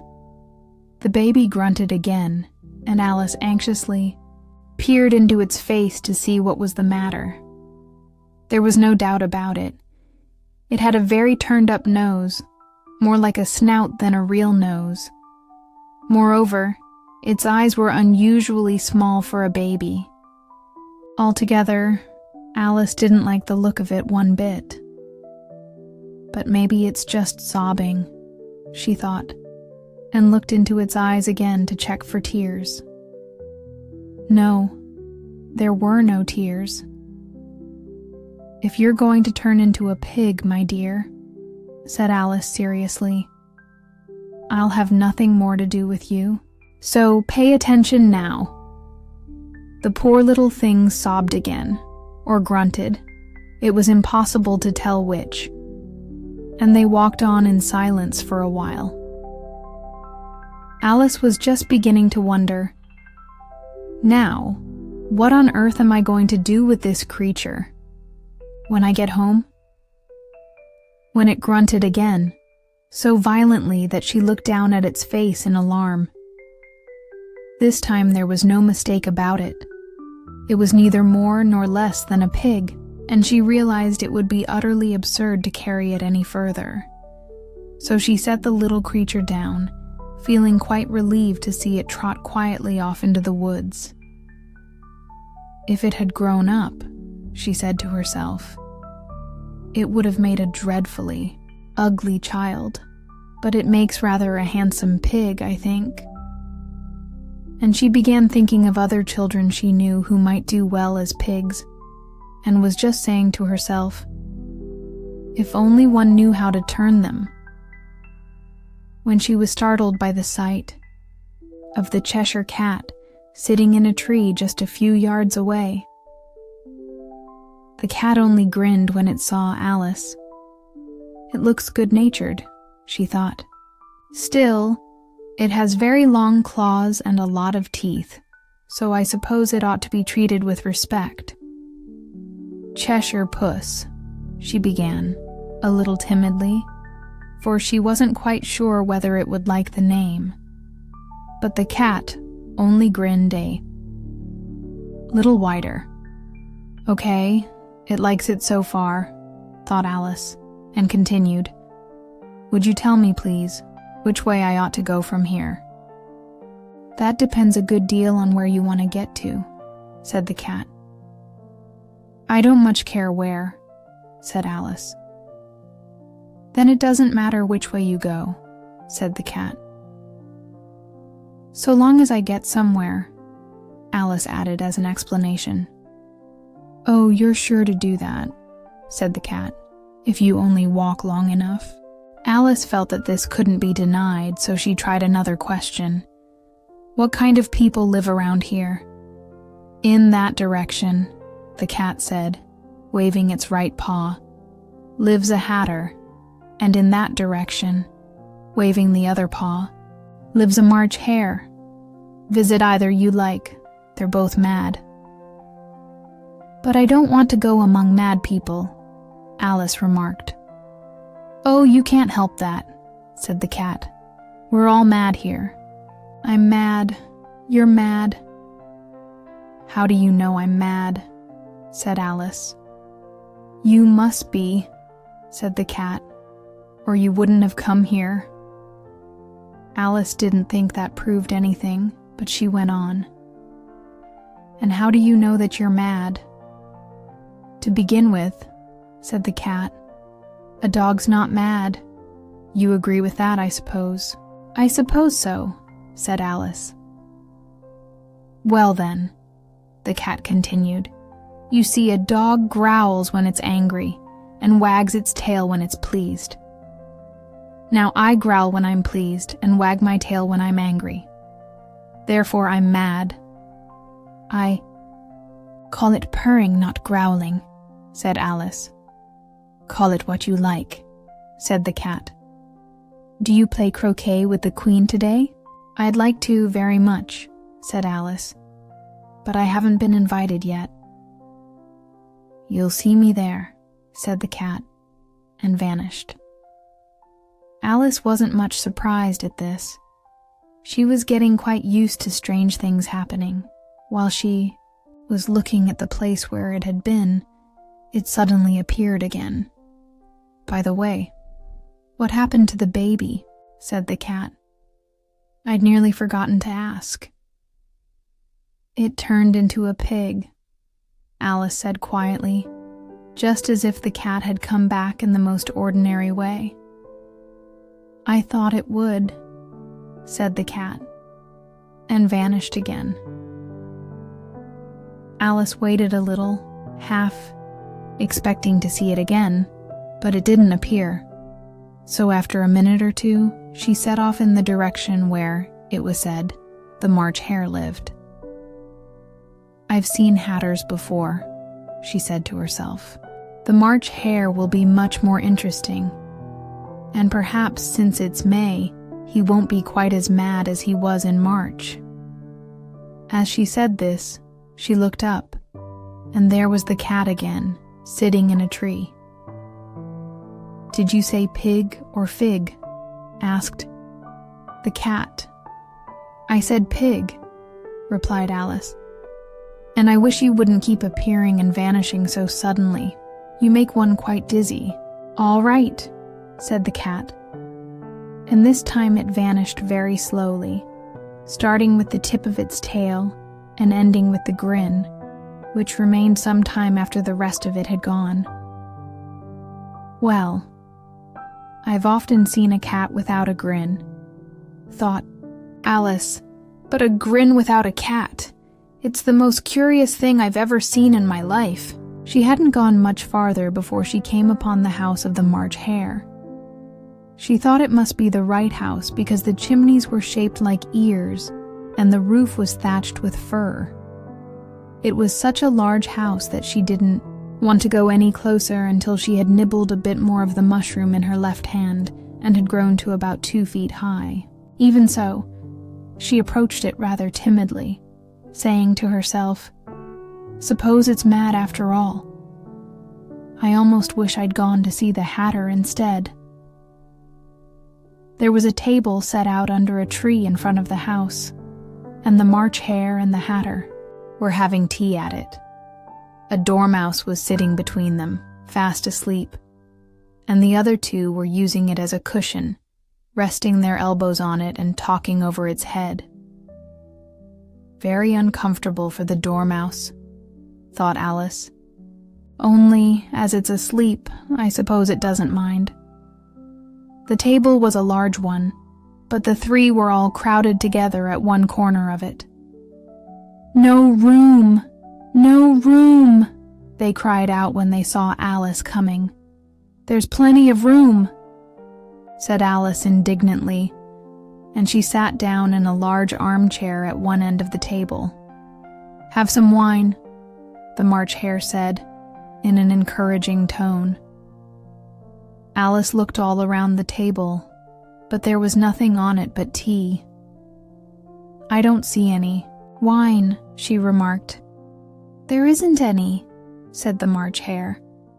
"Then it wasn't very polite of you to offer it," said Alice angrily. "It wasn't very polite of you to sit down without being invited," said the March Hare.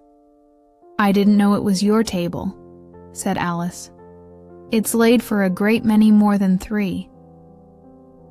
"Your hair needs cutting," said the Hatter. He had been staring at Alice for some time with great curiosity, and this was his first remark. "You should learn not to make personal remarks," said Alice with some severity. "It's very rude." The Hatter opened his eyes wide at this, but all he said was, "Why is a raven like a writing desk?" "Now we're getting somewhere," thought Alice. "I'm glad they've started asking riddles. I think I can guess that one," she added aloud. "I think I can guess that one," she added confidently, with just a hint of pride. "You mean you think you can find the answer?" asked the March Hare, challenging her. "Exactly," replied Alice confidently. "Then you should say what you mean," the March Hare went on, with peculiar logic. "I do," Alice hastily replied. At least I mean what I say. That's the same thing, you know." "Not the same thing at all," said the Hatter. "You might just as well say that I see what I eat is the same as I eat what I see." "You might just as well say," added the March Hare, "that I like what I get is the same as I get what I like." "You might just as well say," added the Dormouse, who seemed to be talking in his sleep, "that I breathe when I sleep is the same as I sleep when I breathe." "It is the same thing with you," said the Hatter, turning to the Dormouse with a nod. And here the conversation dropped suddenly. The group sat in silence for a minute, while Alice racked her brain for some possible connection between ravens and writing desks. But frankly, there wasn't much she could think of. The Hatter was the first to break the silence. "What day of the month is it?" he asked, turning to Alice. He had taken his watch out of his pocket and was looking at it anxiously, shaking it from time to time and holding it up to his ear with a worried expression. Alice thought for a moment and then said, "It's the 4th. 2 days wrong," sighed the Hatter, looking thoroughly dejected. "I told you butter wouldn't do for the works," he added, glaring reproachfully at the March Hare. "But it was the best butter," the March Hare replied meekly. "Yes, but some crumbs must have gotten in as well," grumbled the Hatter. "You shouldn't have used the bread knife to spread it." The March Hare took the watch and looked at it gloomily. Then he dipped it into his teacup and examined it again. But he couldn't think of anything better to say than his original defense. "It was the best butter, you know." Alice had been peeking over his shoulder with some curiosity. "What a funny watch," she remarked. "It tells the day of the month, but doesn't say what time it is." "Why should it?" muttered the Hatter. "Does your watch tell you what year it is?" "Of course not," Alice answered promptly. "But that's because it stays the same year for quite a long time." "Which is exactly the case with mine," said the Hatter triumphantly, though with rather twisted logic. Alice felt thoroughly puzzled. The Hatter's remark didn't seem to make any sense at all, and yet he had certainly spoken English. "I don't quite understand you," she said as politely as she could. "The dormouse is asleep again," said the Hatter, and he poured a little hot tea onto its nose. The dormouse shook its head impatiently, and without opening its eyes muttered, Of course. That's just what I was going to say." "Have you guessed the riddle yet?" the Hatter asked, turning back to Alice. "No, I give up," Alice replied. "What's the answer?" "I haven't the slightest idea," said the Hatter, shrugging. "Nor I," said the March Hare. Alice sighed wearily. "I think you might do something better with the time," she said, "than waste it on riddles that have no answers." "If you knew time as well as I do," said the Hatter with an air of superiority, "you wouldn't talk about wasting. It's him." "I don't know what you mean," said Alice, puzzled. "Of course you don't," said the Hatter, shaking his head disdainfully. "I dare say you've never even spoken to time." "Perhaps not," Alice replied cautiously, "but I know I have to keep time when I learn music." "Ah, that explains it," said the Hatter. "He won't stand being kept. Now, if you only kept on good terms with him, he'd do almost anything you liked with the clock. For instance, suppose it were 9 o'clock in the morning, just time for lessons. You'd only have to whisper a hint to time, and round goes the clock in a twinkling. 1:30, time for lunch."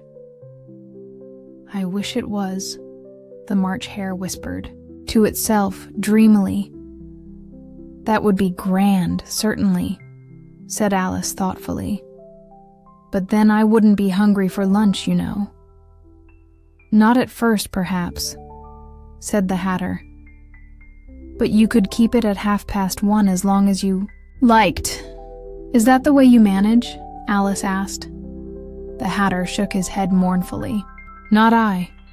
We quarreled last March, just before he went mad, you know." He pointed with his teaspoon at the March Hare. "It was at the great concert given by the Queen of Hearts, and I had to sing Twinkle, twinkle, little bat, how I wonder what you're at. You know the song, perhaps? I've heard something like it, said Alice hesitantly. It goes on, you know, the Hatter continued. Like this. Up above the world you fly, like a tea tray in the sky. Twinkle, twinkle. Here the Dormouse suddenly shook itself and began singing in its sleep. Twinkle, twinkle, twinkle, twinkle, and went on so long that they had to pinch it to make it stop. Well, I'd hardly finished the first verse, said the Hatter, when the Queen jumped up and bawled out, "He's murdering the time. Off with his head." How savage, exclaimed Alice, shocked. And ever since then, the Hatter went on mournfully, he won't do a thing I ask. It's always 6 o'clock now. A brilliant idea occurred to Alice. Is that why so many tea things are set out here? She asked. Yes, that's it, sighed the Hatter. It's always tea time and we've no time to wash the things between whiles. Then you keep moving round, I suppose? Said Alice. Exactly so, said the Hatter, as things get used up. But what happens when you come to the beginning again? Alice ventured to ask. Suppose we change the subject, the March Hare interrupted, yawning. I'm getting tired of all this. I vote the young lady tells us a story. Afraid I don't know any, said Alice, a little alarmed at the suggestion. Then the Dormouse shall, they both cried. Wake up, Dormouse! And they pinched it on both sides at once. The Dormouse slowly opened its eyes. I wasn't asleep, it said in a hoarse, feeble voice.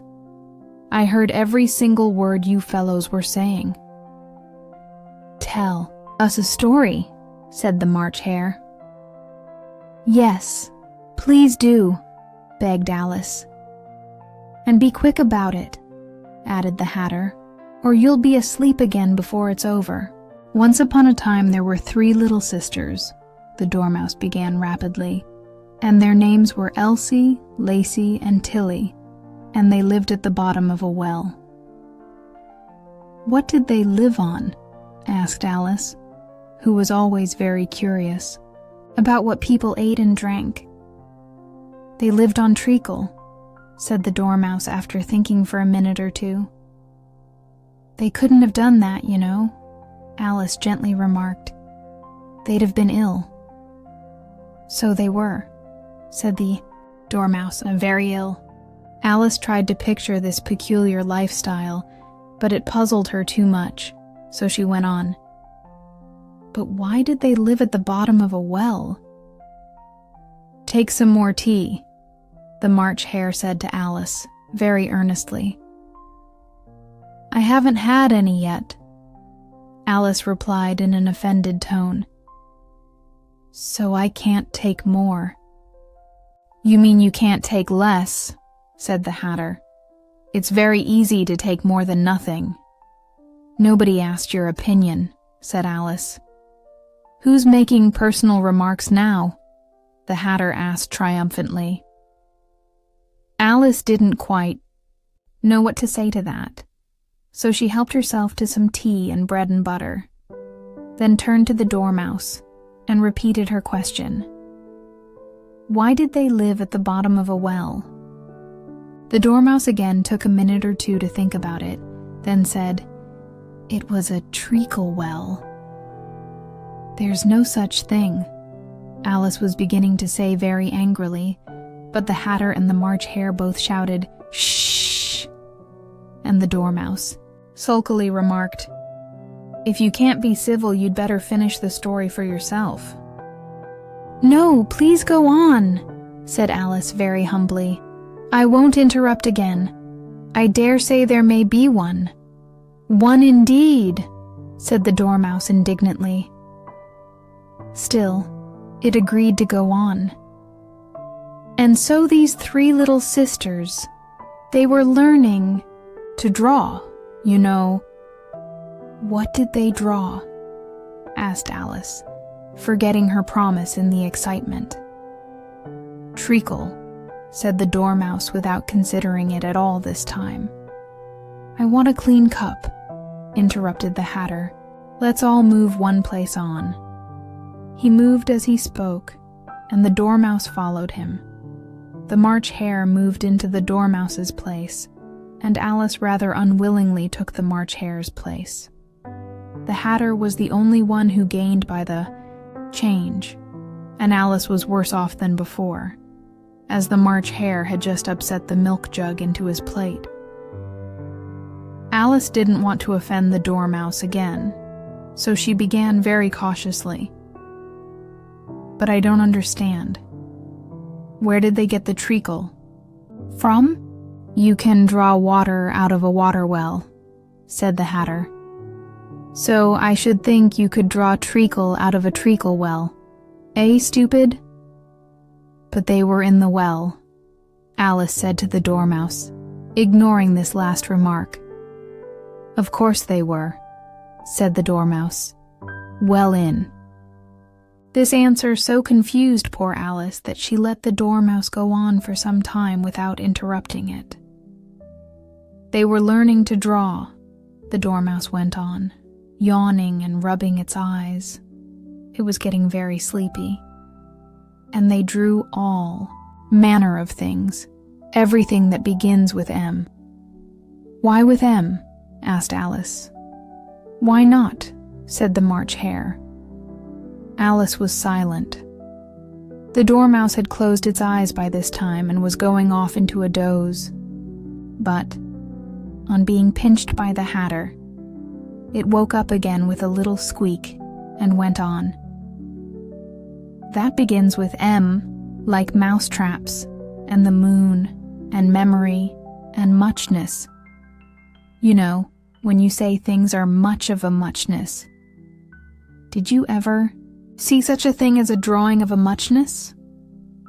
Really, now that you mention it, said Alice, very confused, I don't think...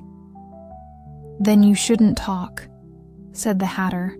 This rudeness was more than Alice could bear. She stood up in great indignation and walked away.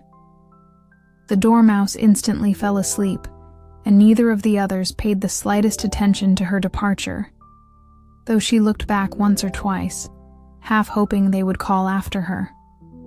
The last time she glanced at them, they were trying to stuff the Dormouse into the teapot.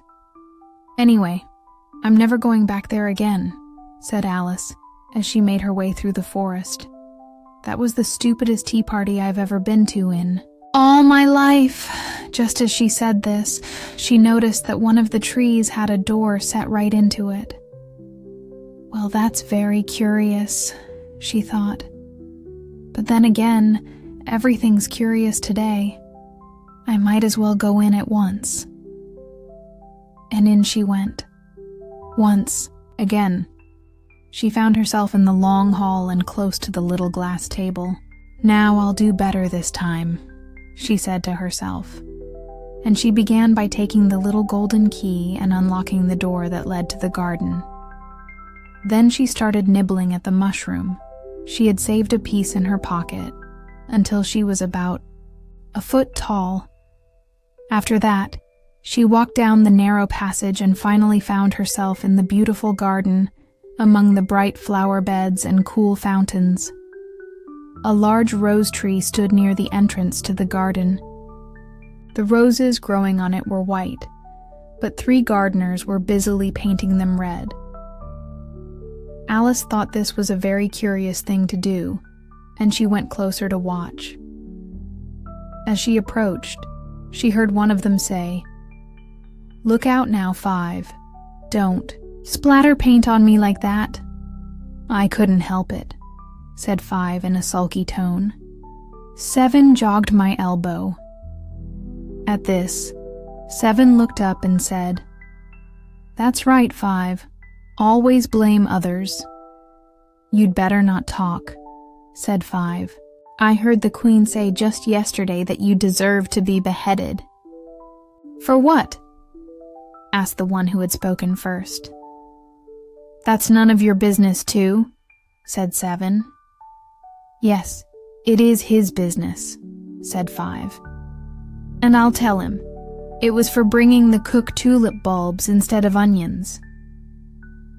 7 threw his paintbrush on the ground and had just begun.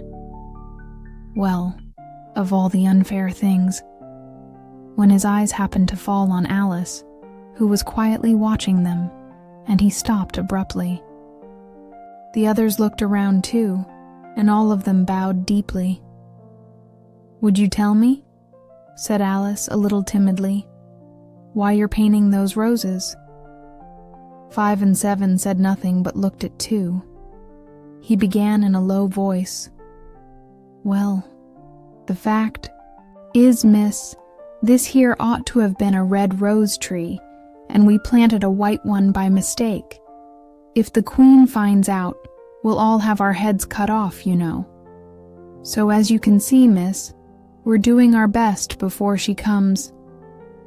At that moment, 5, who had been anxiously looking around the garden, called out, "The queen! The queen!" And the 3 gardeners instantly threw themselves flat on their faces. There was the sound of many footsteps, and Alice looked around eagerly to see the queen. First came 10 soldiers carrying clubs. They were all shaped like the 3 gardeners, oblong and flat, with their hands and feet at the corners. Next came 10 courtiers, all ornamented with diamonds, walking 2 by 2 like the soldiers. After them came the royal children.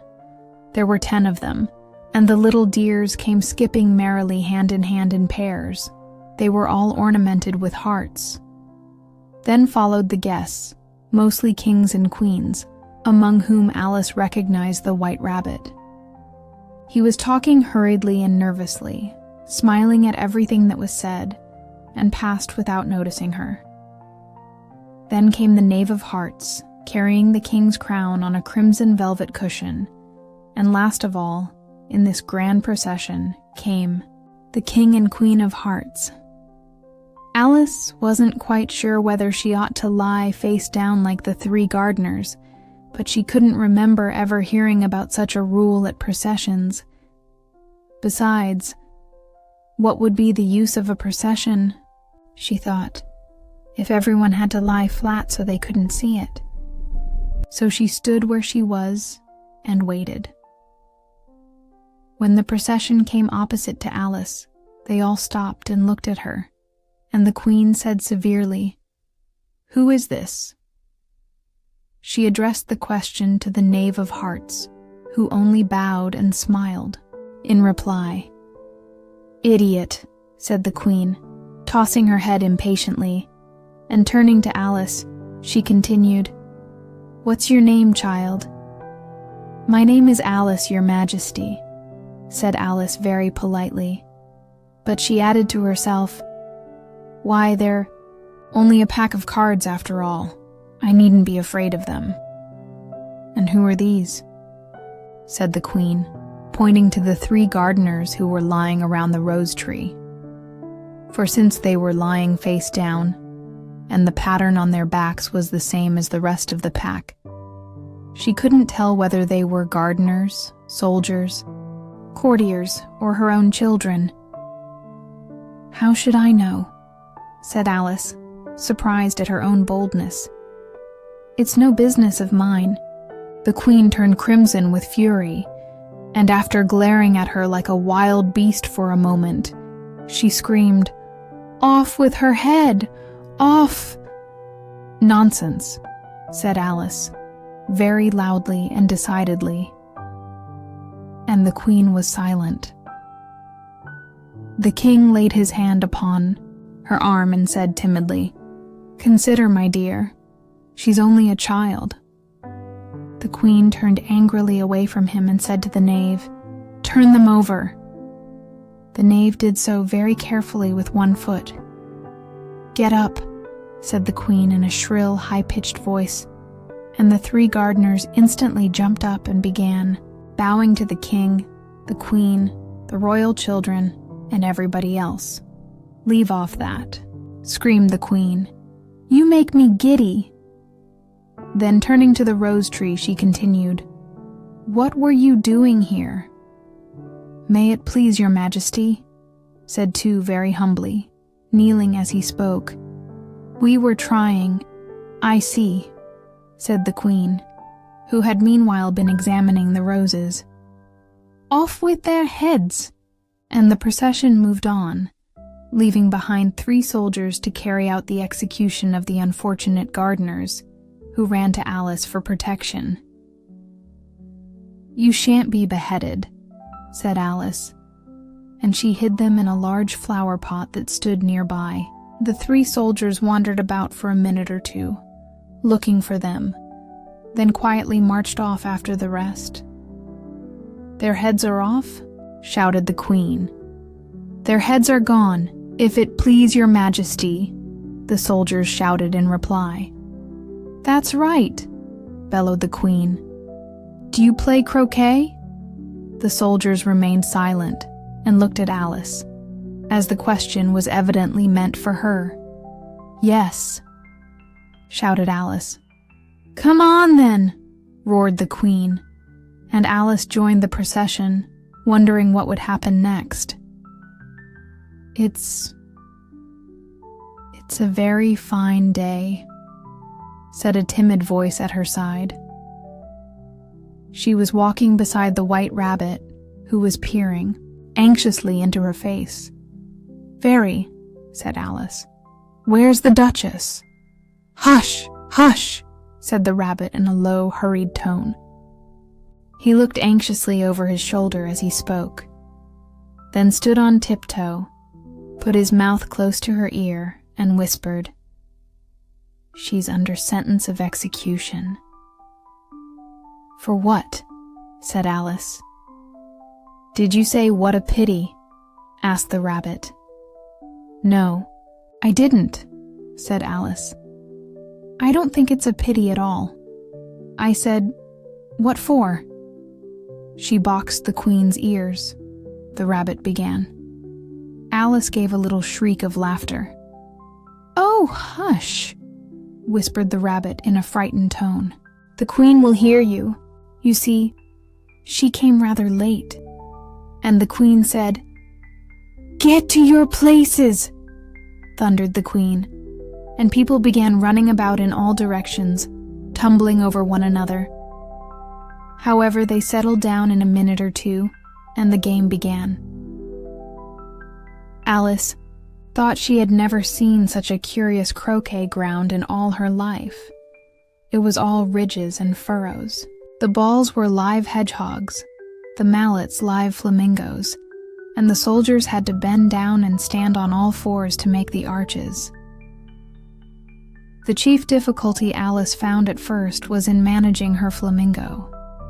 She succeeded in getting its body tucked, away comfortably under her arm, with its legs dangling down.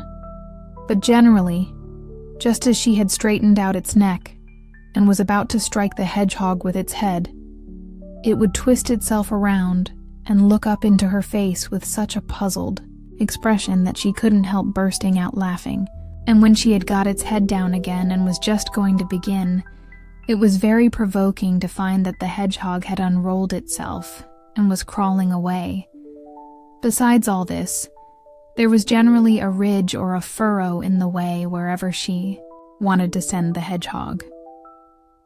And as the soldiers kept getting up and wandering off to different parts of the field, Alice soon came to the conclusion that it was a very difficult game indeed. The players all played at once, without waiting for turns, constantly arguing and fighting over the hedgehogs, and before long the queen was furious, stamping her feet and shouting, "Off with his head," or "Off with her head," about once a minute. Alice began to feel quite uneasy. Surely she hadn't yet had any quarrel with the queen, but she knew it could happen at any moment. And then, she thought, what will become of me? They're awfully fond of beheading people here. The great wonder is that anyone's left alive."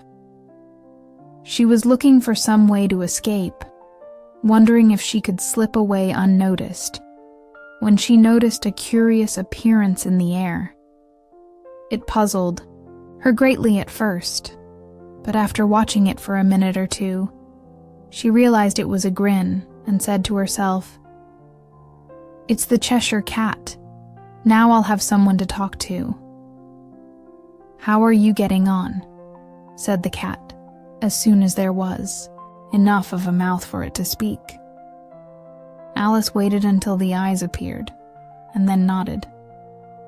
"It's no use speaking to it," she thought, "until its ears have come, or at least one of them." In another moment the whole head appeared, and then Alice put down her flamingo and began explaining the game, feeling quite glad to have someone to listen. The cat seemed to think that there was enough of it visible, and no more of it appeared. "I don't think they play it all fairly," Alice began, in rather a complaining tone. "And they all quarrel so dreadfully that one can't hear oneself speak, and they don't seem to have any rules in particular. At least, if there are, nobody attends to them. And you've no idea how confusing it is, all the things being alive. For instance, there's the arch I've got to go through next, walking all the way to the other end of the ground, and I had just hit the Queen's hedgehog when it ran away when it saw mine coming." "How do you like the Queen?" said the cat in a low voice. "Not at all," said Alice. "She's so extremely—" Just then she noticed that the Queen was close behind her, listening, so she went on, "Likely to win, that it's hardly worth finishing the game." The Queen smiled and passed on. "Who are you talking to?" said the King, coming up to Alice and looking at the cat's head with great curiosity. "It's a friend of mine, a Cheshire Cat," said Alice. "Allow me to introduce it." "I don't like the look of it at all," said the King. "However, it may kiss my hand if it likes." "I'd rather not," the cat remarked. "Don't be impertinent," said the King. "And don't look at me like that." He hid himself behind Alice as he spoke. "A cat may look at a king," said Alice. "I've read that in some book, but I don't remember where." "Well, it must be removed," said the King very decidedly. And he called to the Queen, who was passing at the moment. "My dear, I wish you would have this cat removed." The Queen had only one way of settling all difficulties, great or small. "Off with his head," she said, without even looking around. "I'll fetch the executioner myself," said the King eagerly, and he hurried off. Alice thought she might, as well, go back and see how the game was going on, as she heard the Queen's voice in the distance, screaming with passion. She had already heard her sentence 3 of the players to be executed for having missed their turns, and she did not like the look of things at all. The game was in such confusion that she never knew whether it was her turn or not. So she went off to look for her hedgehog. The hedgehog was engaged in a fight with another hedgehog, which seemed to Alice an excellent opportunity to hit one of them with the other. The only difficulty was that her flamingo had wandered to the other side of the garden, where Alice could see it trying clumsily to fly up into a tree. By the time she had caught the flamingo and brought it back, the fight was over, and both hedgehogs had disappeared out of sight. "Never mind," thought Alice, "as all the arches have gone from this side of the ground." So she tucked it under her arm, so it wouldn't run away again, and went back to have a little more talk with her friend. When she returned to the Cheshire Cat, she was surprised to find quite a large crowd gathered around it. There was a dispute going on between the executioner, the king, and the queen, who were all talking at once, while all the rest stood silent and looked uncomfortable. The moment Alice appeared, they all appealed to her to settle the question, and they repeated their arguments to her. Though, as they all spoke at once, she found it very hard to make out exactly what they were saying. The executioner's argument was that you couldn't cut off a head unless there was a body to cut it off from, that he had never had to do such a thing before, and he wasn't going to begin at his time of life. The king's argument was that anything that had a head could be beheaded and that you weren't to talk nonsense. The queen's argument was that if something wasn't done about it in less than no time, she would have everybody executed all round. It was this last remark that had made the whole party look so grave and anxious. Alice could think of nothing else to say but, "It belongs to the Duchess. You'd better ask her about it. She's in prison," the queen said to the executioner. "Fetch her here." And the executioner went off like an arrow. The cat's head began fading away the moment he was gone, and by the time he had come back with the Duchess, it had entirely disappeared. So the king and the executioner ran wildly up and down looking for it, while the rest of the party went back to the game. "You can't think how glad I am to see you again, you dear old thing," said the Duchess as she tucked her arm affectionately into Alice's, and they walked off together. Alice was very glad to find her in such a pleasant temper, and thought to herself that perhaps it was only the pepper that had made her so savage when they met in the kitchen.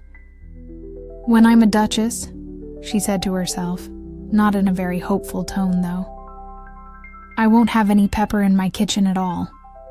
Soup does very well without. Maybe it's always pepper that makes people hot-tempered," she went on, very pleased at having found a new kind of rule, "and vinegar that makes them sour, and chamomile that makes them bitter, and barley sugar and such things that make children sweet-tempered. I only wish people knew that. Then they wouldn't be so stingy about it, you know." She had quite forgotten the Duchess by this time, and was a little startled when she heard her voice close to her ear.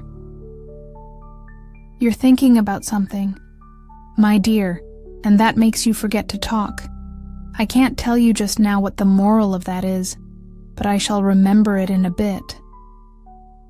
"Perhaps it hasn't one," Alice ventured to remark. "Tut, tut, child," said the Duchess. "Everything's got a moral, if only you can find it." And she squeezed herself up closer to Alice's side as she spoke. Alice didn't much like keeping so close to her. First, because the Duchess was very ugly, and secondly, because she was exactly the right height to rest her chin upon Alice's shoulder, and it was an uncomfortably sharp chin. However, she did not like to be rude, so she bore it as well as she could. "The game's going on rather better now," she said, by way of keeping up the conversation a little. "'Tis so," said the Duchess. "And the moral of that is, oh, 'tis love. 'Tis love that makes the world go round." Somebody said, Alice whispered, "that it's done by each one minding their own business." "Ah, well, it means much the same thing," said the Duchess, digging her sharp little chin into Alice's shoulder as she added, "and the moral of that is, take care of the sense, and the sounds will take care of themselves." How fond she is of finding morals in things, Alice thought to herself. "I dare say you're wondering why I don't put my arm round your waist," the Duchess said after a pause. "The reason is that I'm doubtful about the temper of your flamingo. Shall I try the experiment? He might bite," Alice cautiously replied, not feeling at all anxious for the experiment to be tried. "Very true," said the Duchess, flamingos and mustard both bite. And the moral of that is, birds of a feather flock together. Only, mustard isn't a bird, Alice remarked. Right, as usual, said the Duchess. What a clear way you have of putting things. It's a mineral, I think, said Alice. Of course it is, said the Duchess, who seemed ready to agree to everything that Alice said. There's a large mustard mine near here, and the moral of that is, the more there is of mine, the less there is of yours. Oh, I know, exclaimed Alice, who had not attended to this last remark. It's a vegetable. It doesn't look like one, but it is. I quite agree with you, said the Duchess. And the moral of that is, be what you would seem to be, or if you'd like it put more simply, never imagine yourself not to be otherwise than what it might appear to others that what you were or might have been was not otherwise. Then what you had been would have appeared to them to be otherwise. I think I should understand that better, Alice said very politely, if I had it written down. But I can't quite follow it as you say it. That's nothing. To what I could say if I chose, the Duchess replied in a pleased tone. Please don't bother saying it any longer than that, said Alice. Don't talk about bothering, said the Duchess. I give you everything I've said so far as a present. A rather cheap sort of present, thought Alice. Good. Thing they don't give birthday presents like that. But she didn't dare say it out loud. Thinking again? Asked the Duchess, giving her another sharp poke with her pointed chin. I've a right to think, said Alice sharply, for she was beginning to feel a little worried. Just as much right, said the Duchess, as pigs have to fly, and the... But here, to Alice's great surprise, the Duchess's voice suddenly died away, even in the middle of her favorite word moral, and her arm, which was linked with Alice's, began to tremble. Alice looked up, and there stood the Queen before them, arms folded, frowning like a thunderstorm. A fine day, Your Majesty, began the Duchess in a low, weak voice. Now, I give you fair warning, shouted the Queen, stamping on the ground as she spoke. Either you or your head must be off, and that in less than no time. Take your choice. The Duchess made her choice and disappeared instantly. Let's go on with the game, the Queen said to Alice. And Alice was too frightened to say a word, but slowly followed her back to the croquet ground. The other guests had taken advantage of the Queen's absence and were resting in the shade. However, the moment they saw her, they hurried back to the game, the Queen merely remarking that a moment's delay would cost them their lives. All the time they were playing, the Queen never stopped quarreling with the other players and shouting, "Off with his head," or "Off with her head." Those whom she sentenced were taken into custody by the soldiers, who of course had to leave off being arches to do this, so that by the end of half an hour or so, there were no more arches left, and all the players, except the King, the Queen, and Alice, were in custody and under sentence of execution. Then the Queen stopped, quite out of breath, and said to Alice, "Have you seen the mock turtle yet?" "No," said Alice. "I don't even know what a mock turtle is." "It's the thing mock turtle soup is made from," said the Queen. "I never saw one or heard of one," said Alice. "Come, on then," said the Queen, "and he shall tell you his story." As they walked off together, Alice heard the King say in a low voice to the company generally, "You are all pardoned." "Come, that's a good thing," said Alice to herself, for she had felt quite unhappy at the number of executions the Queen had ordered. Very soon they came upon a griffin, lying fast asleep in the sun. "Up, lazy thing," said the Queen, "and take this young lady to see the Mock Turtle and to hear his story. I must go back and see after some executions I have ordered." And she walked off, leaving Alice alone with the griffin. Alice did not much like the look of the creature, but on the whole she thought it would be as safe to stay with it as to go after that savage Queen, so she waited. The griffin sat up and rubbed its eyes. Then it watched the Queen till she was out of sight. Then it chuckled. "What fun," said the griffin, half to Alice, half to itself. "What is the fun?" said Alice. "Why, she," said the griffin. "It's all her fancy, that. They never execute nobody, you know. Come on." "Everybody says 'come on' around here," thought Alice, as she slowly followed. "I never was so ordered about in all my life, never." They hadn't gone far before they saw the Mock Turtle in the distance, sitting sad and lonely on a little ledge of rock. And as they came nearer, Alice could hear him sighing as if his heart would break. She felt very sorry for him. "What's his sorrow?" she asked the griffin. And the griffin answered, very nearly in the same words as before, "It's all his fancy, that. He hasn't got no sorrow, you know. Come on." So they went up to the Mock Turtle, who looked at them with large eyes full of tears, but said nothing. "This here young lady," said the griffin, "she wants for to know your history, she do." "I'll tell it her," said the Mock Turtle, in a deep, hollow tone. "Sit down, both of you, and don't speak a word till I've finished." So they sat down, and nobody spoke for some minutes. Alice thought to herself, "I don't see how he can ever finish if he doesn't begin." But she waited patiently.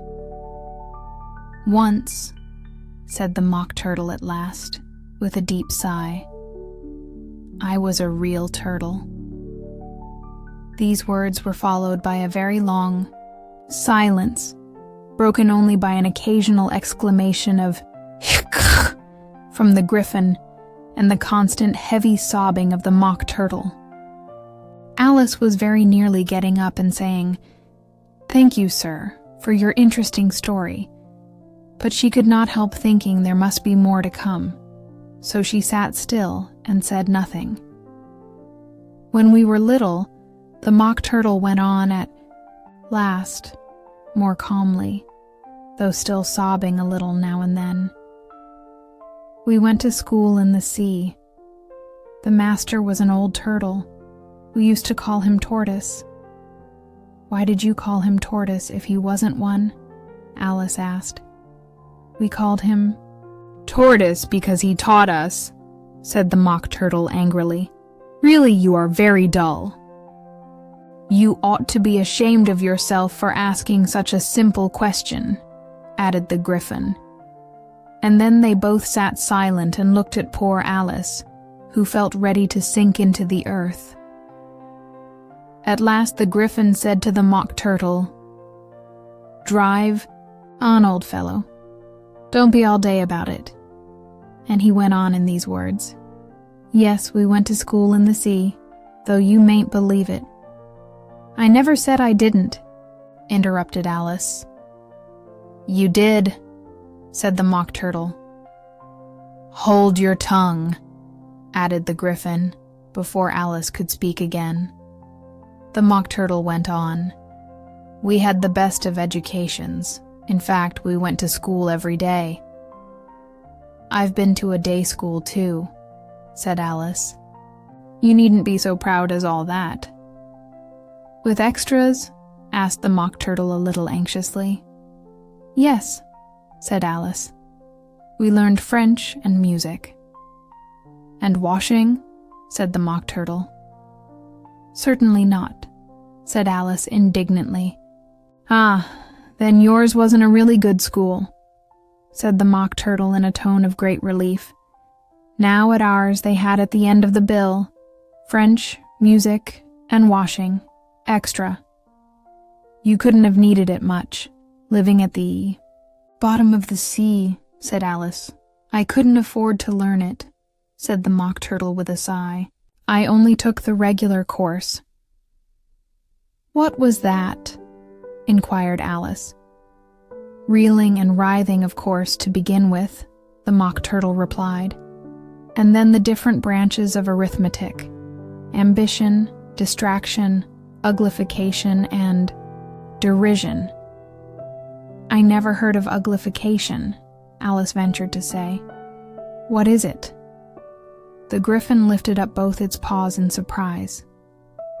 What? Never heard of uglifying. You know what to beautify is, I suppose. Yes, said Alice doubtfully. It means to make anything prettier. Well then, the Griffin went on, if you don't know what to uglify is, you are a simpleton. Alice did not feel encouraged to ask any more questions about it, so she turned to the Mock Turtle and said, What else had you to learn? Well, there was mystery, the Mock Turtle replied, counting off the subjects on his flappers. Mystery, ancient and modern, with seaography, then drawling. The drawling master was an old conger eel that used to come once a week. He taught us drawling, stretching, and fainting in coils. What was that like? Said Alice. Well, I can't show it you myself, the Mock Turtle said. I'm too stiff, and the Griffin never learnt it. Hadn't time, said the Griffin. I went to the classics master, though. He was an old crab, he was. I never went to him, the Mock Turtle said with a sigh. He taught laughing and grief, they used to say. So he did, said the Griffin, sighing in his turn, and both creatures hid their faces in their paws. And how many hours a day did you do lessons? Said Alice, in a hurry to change the subject. 10 hours the first day, said the Mock Turtle, 9 the next, and so on. What a curious plan, exclaimed Alice. That's the reason they're called lessons, the Griffin remarked, because they lesson from day to day. This was quite a new idea to Alice, and she thought it over a little before making her next remark. Then the 11th day must have been a holiday? Of course it was, said the Mock Turtle. And how did you manage on the 12th? Alice went on eagerly. That's enough about lessons, the Griffin interrupted in a very decided tone. Tell her something about the games now. The Mock Turtle let out a deep sigh and wiped his eyes with the back of a flipper. He looked at Alice and tried to speak, but for a minute or two, sobs choked his voice. Feels like he's got a bone stuck in his throat, said the Griffin, and he began patting him on the back and giving him a few solid shakes. At last, the Mock Turtle found his voice again, and with tears streaming down his face, he continued. You may not have lived much under the sea. I haven't, said Alice. And perhaps you've never been introduced to a lobster. Alice began to say, I once tasted, but stopped herself quickly and said, No, never. So you can't possibly imagine how delightful a lobster quadrille is. No, indeed, said Alice. What sort of dance is that? Well, said the Griffin, First you form a line along the seashore. 2 lines, cried the Mock Turtle. Seals, turtles, salmon, and so on. Then when you've cleared all the jellyfish out of the way, that usually takes some time, the Griffin interrupted. You advance twice. Each with a lobster for a partner, shouted the Griffin. Of course, said the Mock Turtle. Advance twice, bow to your partners. Switch lobsters and return in the same order, the Griffin continued. Then you see, the Mock Turtle went on, you throw the lobsters, shouted the Griffin, leaping into the air. As far out to sea as you can. Chase after them, cried the Griffin. Turn a somersault in the waves, the Mock Turtle yelled, spinning wildly. Switch lobsters again, bellowed the Griffin at the top of his lungs. Back to shore and... That's the first figure of the dance, said the Mock Turtle, suddenly dropping his voice to a somber tone. The 2 creatures, who had been prancing madly about, now sat back down very sad and still, staring at Alice. It must be a very beautiful dance, said Alice timidly. Would you like to see a bit of it? The Mock Turtle asked. Very much indeed, said Alice. Come on, let's try the first figure, the Mock Turtle said to the Griffin. We can do it without the lobsters. Who's going to sing? Oh, you sing, said the Griffin. I've forgotten the words. So they solemnly danced around Alice, occasionally stepping on her toes when they got too close, waving their forelimbs to keep time, while the Mock Turtle sang, slowly and mournfully. Will you walk a little faster? Said a whiting to a snail. There's a porpoise right behind us, and he's treading on my tail. See how eagerly the lobsters and the turtles all advance. They are waiting on the pebbly. Beach, won't you come and join the dance? Will you? Won't you? Will you? Won't you? Will you join the dance? Will you? Won't you? Will you? Won't you? Won't you join the dance? You can really have no notion how delightful it will be when they take us up and throw us, with the lobsters, out to sea. But the snail replied, too far, and gave a look askance. Said he, Thank you kindly, whiting dear, but I would not join the dance. Would not, could not, would not, could not, would not join the dance. Would not, could not, would not, could not join the dance. What matters it how far we go? And his scaly friend replied, There is another shore, you know, upon the other side. The farther off from England, the nearer is to France. So turn not pale, beloved snail, but come and join the dance. Will you, won't you, will you, won't you? Will you join the dance? Will you, won't you, will you, won't you join the dance? Thank you. It's a very interesting dance to watch, said Alice, quite relieved that it was finally over. And I really liked that curious song about the whiting. Oh, as for the whiting, said the Mock Turtle, you've seen them, of course? Yes, said Alice.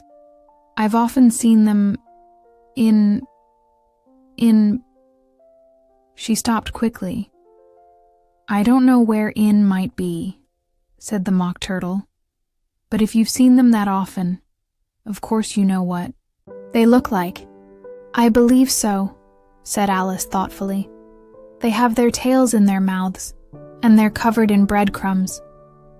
You're wrong about the crumbs, said the Mock Turtle. They'd wash off in the sea, but they do have their tails in their mouths, and the reason is... Here, the Mock Turtle yawned and shut his eyes. "Tell her the reason and all the rest," he said to the Griffin. "The reason is," said the Griffin, "they would go with the lobsters to the dance. So they got thrown into the sea, had to fall a long way, landed with their tails in their mouths, and couldn't get them out again. That's all." "Thank you," said Alice. "That was very interesting. I never knew so much about a whiting before." "I can tell you even more if you'd like," said the Griffin. "Do you know why it's called a whiting?" "I never really thought about it," said Alice. "Why?" "Because it whitens boots and shoes," the Griffin answered solemnly. A pun. Whiting can also refer to a type of polish. Alice was utterly puzzled. "Whitens boots and shoes?" she echoed in wonder. "Well, what are your shoes polished with?" asked the Griffin. "I mean, what makes them shiny?" Alice looked at them and thought for a moment. "They're polished with blacking, I believe." "Boots and shoes under the sea," the Griffin went on in a deeper voice, "are polished with whiting. Now you know." "And what are they made of?" Alice asked, eager to understand. "Of soles and eels, of course," replied the Griffin, with an impatient snort. "Any shrimp could have told you that." A pun again. Soles, as in shoe soles and the fish sole, and heels and eels. "If I were the whiting," said Alice, still thinking about the song, "I would have told the porpoise, 'Please go back. We don't want you with us.'" "They had to take him with them," said the Mock Turtle. "No wise fish would go anywhere without a porpoise." "Wouldn't they really?" said Alice, quite surprised. "Certainly not," said the Mock Turtle. "Why, if a fish came to me and said it was going on a journey, I'd ask, 'With what porpoise?'" "You mean with what purpose?" said Alice. "I mean what I say," the Mock Turtle replied stiffly, and the Griffin added, "Come, tell us some of your adventures." "I could tell you my adventures, starting from this morning," said Alice a bit shyly, "but there's no point going back to yesterday, because I was a different person then." "Explain all that," said the Mock Turtle. "No, no, adventures first," interrupted the Griffin impatiently. "Explanations take such a dreadful time." So Alice began telling them her adventures from the moment she first saw the white rabbit. She was a little nervous at first. Both creatures had come so close, one on each side, and stared at her with their mouths wide open. But she gained confidence as she went on. Her listeners stayed completely silent until she got to the part where she tried reciting, "You are old Father William" to the caterpillar, and the words came out all wrong. Then the Mock Turtle drew a long breath and said, "That's very curious." "It's the curiouser thing I ever heard," said the Griffin. "It all came out different," repeated the Mock Turtle thoughtfully. "I'd like to hear her. Try and repeat something now. Tell her to start." He looked at the Griffin as if expecting him to command Alice. "Stand up and say, 'Tis the voice of the sluggard,'" said the Griffin. How these creatures order one about. Making one recite lessons, thought Alice. I might as well be in school again. Still, she stood up and began. But her mind was so full of the lobster quadrille that she hardly knew what she was saying. And it came out quite strange indeed. 'Tis the voice of the lobster. I heard him declare, "You've baked me too. Brown, I must sugar my hair." As a duck with its eyelids, so he with his nose trims his belt and his buttons, and turns out his toes. When the sands are all dry, he is gay as a lark, and we speak of him scornfully over the shark. But when the tide rises and sharks are around, his voice has a timid and tremulous sound. "That's different from what I used to say when I was a child," said the Griffon. "Well, I've never heard it before," said the Mock Turtle, "but it sounds like sheer nonsense."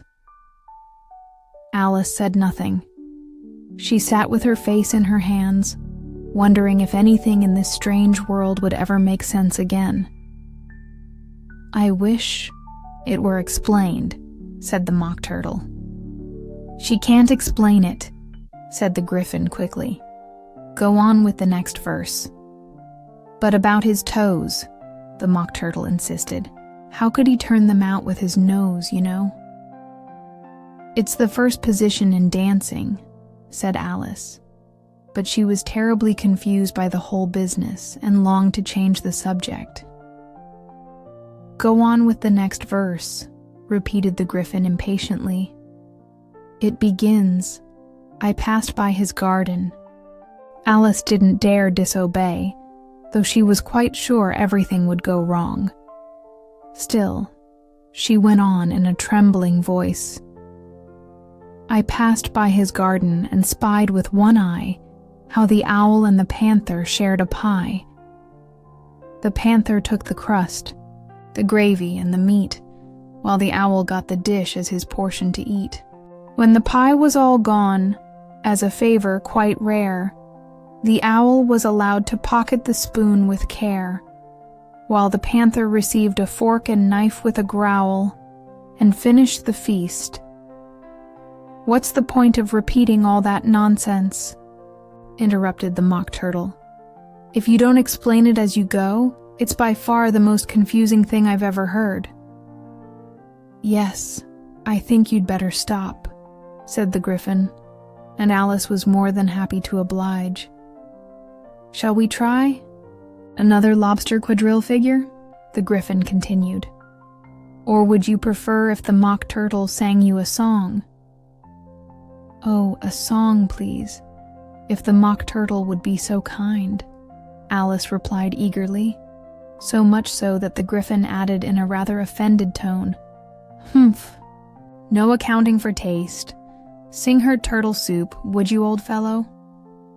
The Mock Turtle heaved a deep sigh and began, in a voice sometimes choked with sobs, to sing, "Beautiful soup, so rich and green, waiting in a hot tureen.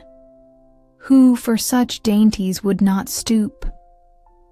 Soup of the evening, beautiful soup.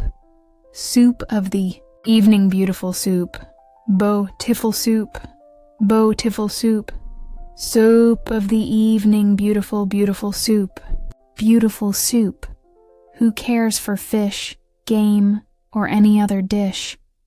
Who would not give all else for 2 pennyworth only of beautiful soup? Pennyworth only of beautiful soup? Beau tiffle soup. Beau tiffle soup. Soup of the evening, beautiful, wonderful soup. Encore the chorus, cried the Griffin, and the Mock Turtle had just begun to repeat it when a distant voice shouted, "The trial's beginning." "Come on," cried the Griffin, and grabbing Alice by the hand, he dashed off without waiting for the end of the song. "What trial is it?" gasped Alice as they ran, but the Griffin only replied, "Come on," and ran even faster. Behind them, carried faintly on the breeze, came the melancholy refrain, "Sup of the evening, beautiful, beautiful soup." When they arrived, the King and Queen of Hearts were seated on their thrones, with a large crowd gathered around. Them, little birds and animals of all kinds, along with the entire deck of cards. The knave stood before them in chains, flanked by a soldier on each side. Nearby, the White Rabbit held a trumpet in one hand and a scroll in the other. In the very center of the court stood a table with a large platter of tarts upon it. They looked so delicious that just the sight of them made Alice quite hungry. I do hope they'll finish the trial quickly, she thought, and hand around the refreshments. But there seemed little chance of that, so she began looking around to pass the time. Alice had never been in a courtroom before, but she had read about them in books and was pleased to find that she knew the name of nearly everything there. "That's the judge," she said to herself, because of his great wig. The judge, incidentally, was the king, and since he wore his crown over the wig, he didn't look at all comfortable, nor particularly dignified. "And that's the jury box," Alice continued. "And those 12 creatures—" She had to say creatures, you see, because some were animals and some were birds. "Must be the jurors."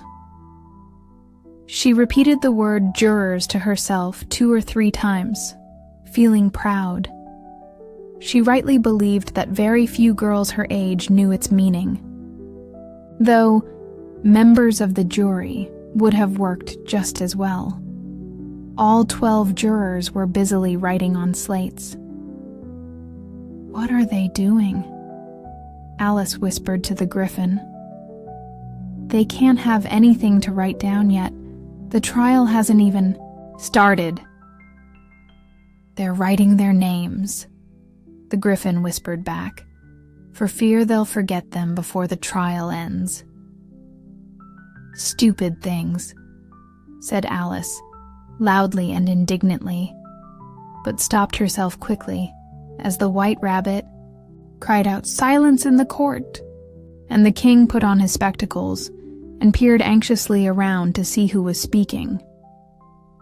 Alice could see, as clearly as if she were looking over their shoulders, that all the jurors had written stupid things on their slates.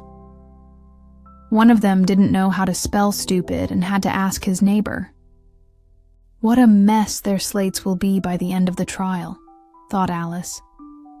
One of the jurors had a squeaky pencil.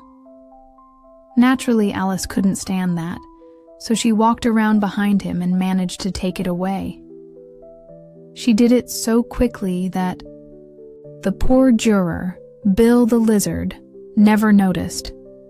After searching everywhere for it, he was forced to write with his finger for the rest of the day, which was hardly useful, since it left no mark on the slate. "Harold, read the accusation," said the king. At this, the White Rabbit blew 3 blasts on the trumpet, unrolled the scroll, and read, "The Queen of Hearts, she made some tarts, all on a summer's day. The Knave of Hearts, he stole those tarts, and took them quite away."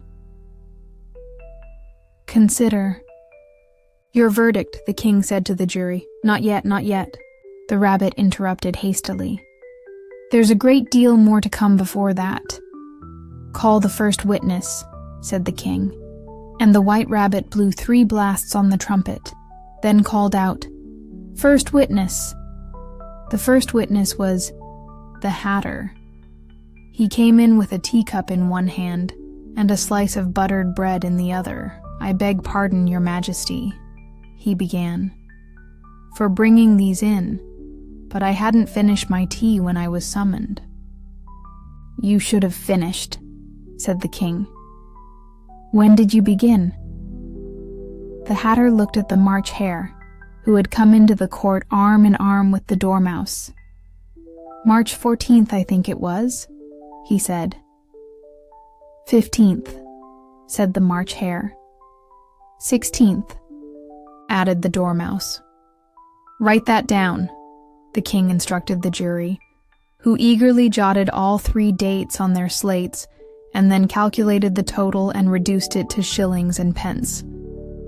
"Take off your hat," the king ordered. "It isn't." "Mine," said the hatter. "Stolen!" the king exclaimed, turning to the jury, who instantly recorded the fact. "I keep them to sell," the hatter explained. "I haven't any of my own. I'm a hatter." At this, the queen put on her spectacles and stared hard at the hatter, who turned pale and fidgeted. "Give your evidence," said the king. "And don't be nervous, or I'll have you executed on the spot." This did nothing to reassure the witness.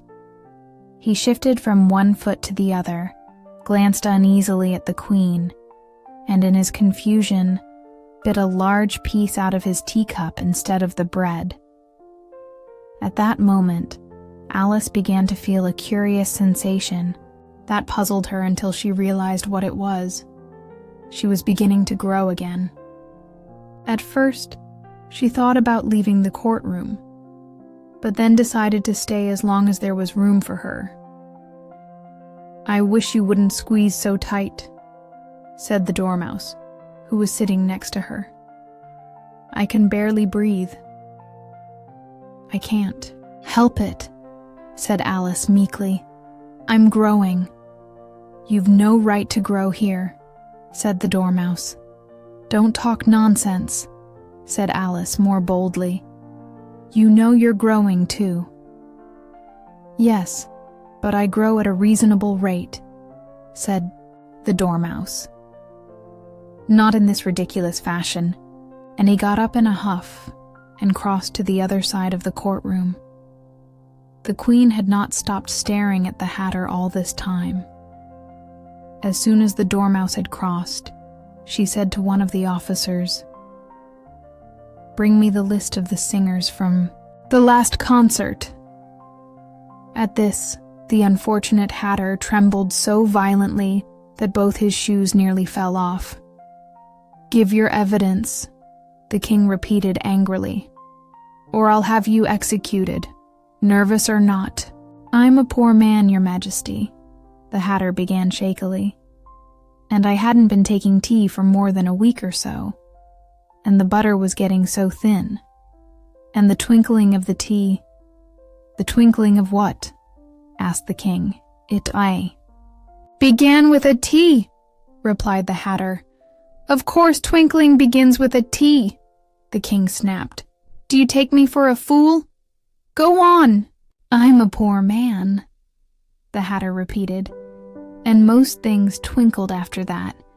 Only the March Hare said, "I didn't," the March Hare interrupted. "You did," said the hatter. "I deny it," said the March Hare. "He denies it," said the king. "Leave that part out." "Well, at any rate, the dormouse said," the hatter continued, looking around to see if he would deny it too. But the dormouse was fast asleep. "After that," the hatter went on, "I cut more bread." "But what did the dormouse say?" asked one of the jurors. "That I can't remember," said the hatter. "You must remember," remarked the king, "or I'll have you executed." The miserable hatter dropped his teacup and bread and fell to his knees. "I'm a poor man, your majesty," he began again. "You're a poor speaker," said the king. One of the guinea pigs clapped at this point and was immediately suppressed by the court officers. Since that's a rather odd word, I'll explain how it's done. They had a large canvas bag tied at the mouth with cords. Into it they would shove the guinea pig head first, then sit on it. "I'm glad I got to see that done," thought Alice. "I've read so many times in the newspapers, at the end of trials, there was some attempt at applause, which was immediately suppressed by the court officials, and I never understood what that meant until now." "If that's all you know about the matter, you may stand down," the king continued. "I can't go any lower," said the Hatter. "I'm already on the floor as it is." "Then you may sit down," replied the king. At this, the other guinea pig clapped and was promptly suppressed as well. "Well, that's the end of the guinea pigs," thought Alice. "Now things might move along better." "I'd rather finish my tea," said the Hatter, glancing anxiously at the Queen, who was reading through a list of singers. "You may go," said the king, and the Hatter left the courtroom in haste, not even stopping to put on his shoes. "And just cut off his head outside," the Queen added to one of the officers. But the Hatter was already out of sight before the officer could reach the door. "Call the next witness," said the king. The next witness was the Duchess's cook. She carried the pepper box in her hand, and Alice guessed who it was even before she entered the courtroom. Judging by the way people near the door all began sneezing at once. "Give your evidence," said the king. "I won't," said the cook. The king looked nervously at the White Rabbit, who whispered, "Your Majesty must cross-examine this witness." "Well, if I must, I must," the king said with a sigh.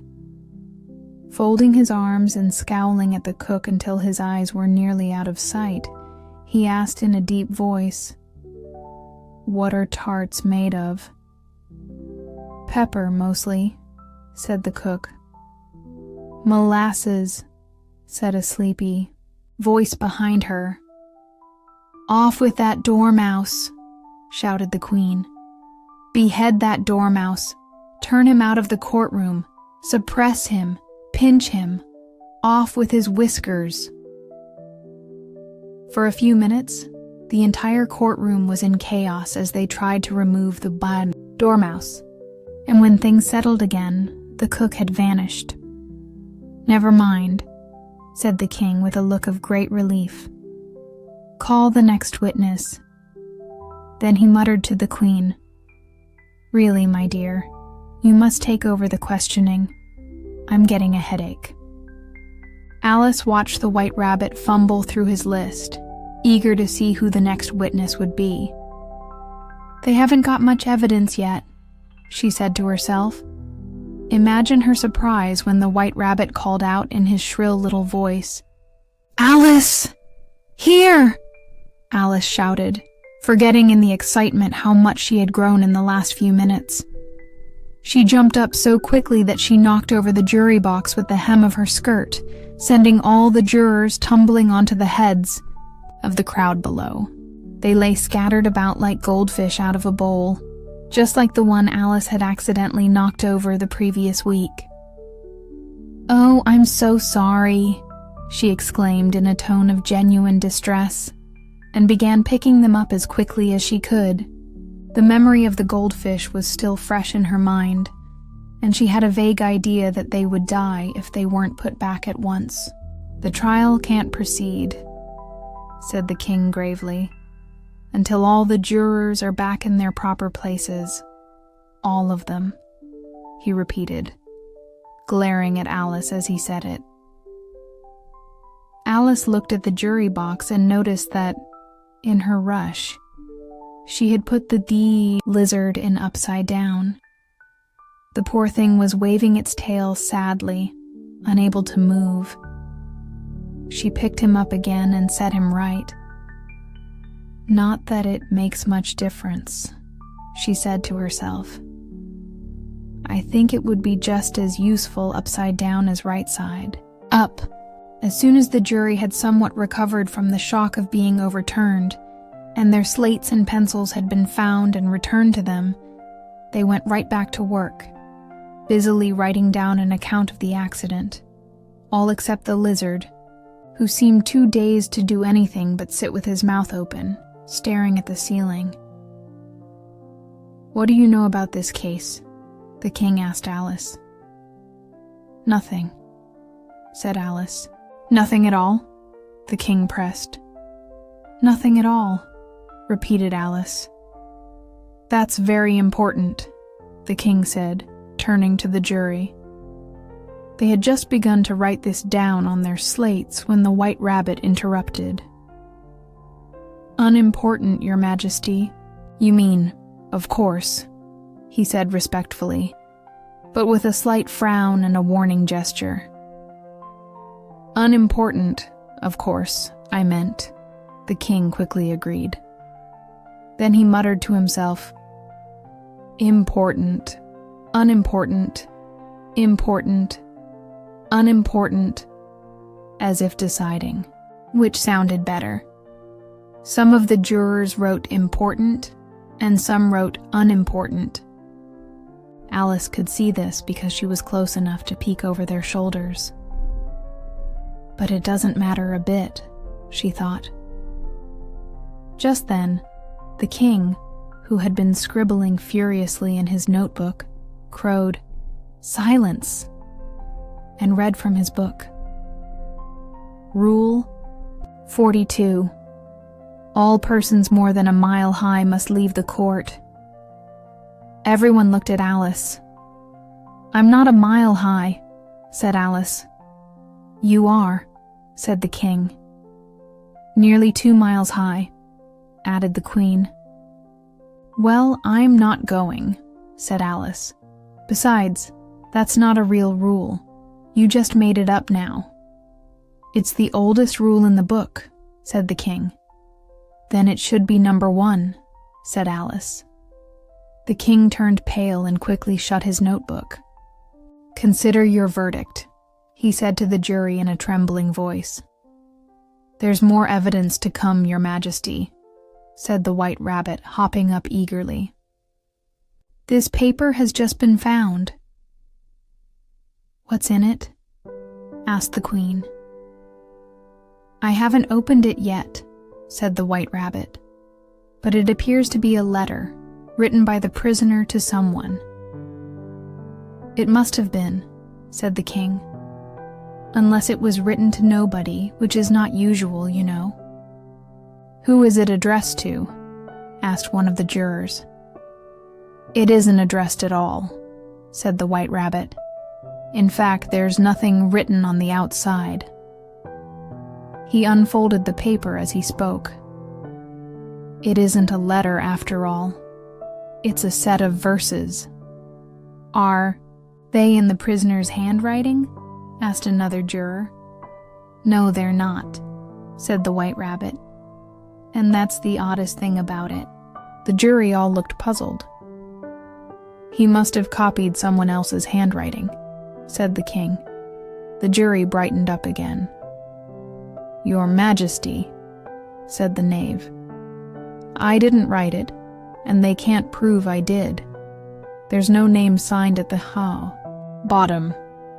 If you didn't sign it, said the king, that only makes it worse. You must have meant some mischief, or you'd have signed your name like an honest man. There was a general applause at this. It was the first clever thing the king had said all day. That proves his guilt, said the Queen. It doesn't prove anything of the sort, said Alice. Why, you don't even know what it's about. Read it, said the king. The White Rabbit put on his spectacles. Where shall I begin, Your Majesty? Begin at the beginning, the king said gravely, and go on until you come to the end. Then stop. These were the verses the White Rabbit read. They told me you had been to her and mentioned me to him. She gave me a good character, but said I could not swim. He sent them word I had not gone. We know it to be true. If she should push the matter on, what would become of you? I gave her 1, they gave him 2. You gave us 3 or more. They all returned from him to you, though they were mine before. If I or she should chance to be involved in this affair, he trusts to you to set them free, exactly as we were. My notion was that you had been, before she had this fit, an obstacle that came between him, ourselves, and it. Don't let him know she liked them best, for this must ever be a secret, kept from all the rest, between yourself and me. That's the most important piece of evidence we've heard yet, said the king, rubbing his hands. So let the jury. If any one of them can make sense of it, said Alice. By this time she had grown so much that she had no fear of interrupting. I'll give them 6pence. I don't believe it has a scrap of meaning. The jury all wrote down. She doesn't believe it has a scrap of meaning. But none of them attempted to explain the verses. If there's no meaning in it, said the king, that saves us a lot of trouble, you know, since we don't have to try and find any. Still, I'm not so sure, he went on, spreading the verses out on his knee and peering at them with one eye. It feels like there's some meaning in there after all. Said I didn't know how to swim. You don't know how to swim, do you? He added, turning to the knave. The knave shook his head sadly. Do I look like I know? How? He said, which to be fair he really didn't, being made entirely of cardboard. Well, that checks out, said the king, and continued muttering the verses to himself. We know it to be true. That's clearly the jury. I gave her one. They gave him 2. Why, that must be about the pies, of course. But it goes on, said Alice. All of them came back from him to you. There you are, the king cried triumphantly, pointing to the pies on the table. Nothing could be clearer than that. And then, before she had this fit— You've never had fits, have you, my dear? He asked the queen. Never, the queen snapped, furiously, hurling an inkwell at the lizard as she spoke. Poor Bill had given up trying to write on his slate with his finger, having realized it left no marks. But he now resumed in a rush, scribbling with the ink that dripped down his face, while it lasted. Then those lines clearly don't refer to you, said the king, glancing around the courtroom with a satisfied smile. Dead silence followed. It's a pun, the king added defensively, and everyone laughed. Let the jury consider their verdict, said the king, for the 20th time that day. No, no, cried the queen. Sentence first, verdict afterward. Nonsense, said Alice loudly. The idea of giving the sentence before the verdict. Hold your tongue, shouted the queen, her face turning deep purple. I won't, said Alice. Off with her head, screamed the queen at the top of her lungs. But nobody moved. Who cares about you? Said Alice. By now she had grown back to her full height. You're nothing but a pack of cards.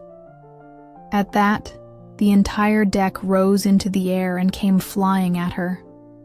Alice gave a little scream, half from fright, half from anger, and tried to bat them away, and suddenly found herself lying on the riverbank, her head resting on her sister's lap, as her sister gently brushed away a few leaves that had drifted down onto her face. Wake up, Alice dear, said her sister. Why, what a long nap you've had. Oh, I had such a strange dream, said Alice, and she told her sister, as best as she could remember, all the curious adventures you've just read about. When she finished, her sister kissed her and said, It was a curious dream, darling, to be sure. But now run along for tea. It's getting late. So Alice got up and ran off, thinking to herself as she ran, what a wonderful dream it had been. But her sister sat still, just as Alice had left her head resting on her hand, watching the sun sink in the sky. She was thinking about little Alice and all her marvelous adventures, until she too began to dream in her own quiet way, and this was her dream. She dreamed first of little Alice herself, and once again those small hands were clasped upon her knee, those eager eyes were fixed upon her own.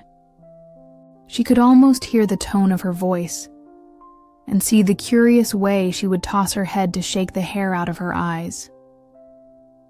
And as she listened, or imagined she listened, the world around her came alive with the strange creatures from her sister's dream. The tall grass rustled at her feet as the white rabbit hurried by. The frightened mouse splashed its way through a nearby pond. She could hear the clinking of teacups as the March Hare and his friends enjoyed their endless tea party, and the shrill voice of the Queen shouting for executions. Once more the pig baby sneezed in the Duchess's lap as plates and dishes flew through the air. Again the griffin's cry, the scratching of the lizard's slate, and the stifled squeaks of the suppressed guinea pigs filled the air, mixed with the far-off sobs of the miserable mock turtle. Then she sat with her eyes closed, almost believing she was truly in Wonderland, though she knew that if she opened them again, it would all melt away into the ordinary world.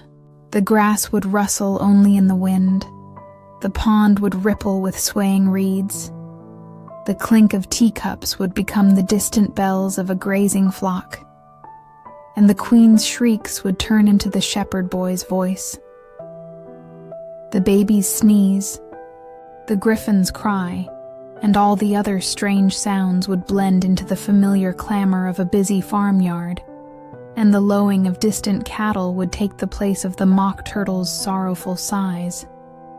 At last she imagined how her little sister, when grown into a woman, would still keep the gentle, loving heart of her childhood, and how she would gather little ones around her, and make their eyes sparkle with many strange and wonderful tales, perhaps even with the tale of Wonderland itself. She would feel their simple sorrows and rejoice in their simple joys, remembering the happy summer days of her own childhood, and the curious dream of a girl named Alice. And so, as the final pages of Alice's curious journey turn quietly in our minds, we are left with more than just talking cats or impossible tea parties. We're left with the quiet reminder that imagination is not something to be outgrown. Wonderland, after all, is not merely a place, it's a perspective. One that invites us to question, to play, to wonder. As Alice returns from her dream, so, too, do we awaken. Perhaps a little changed, perhaps a little more open to the unexpected paths that life might place before us. Thank you for journeying through this story with me. If you found a moment of calm, curiosity, or even a flicker of wonder in this retelling, I invite you to share it, pass it on, revisit it, or simply carry its spirit into the quiet moments of your day, because the world could always use a little more wonder.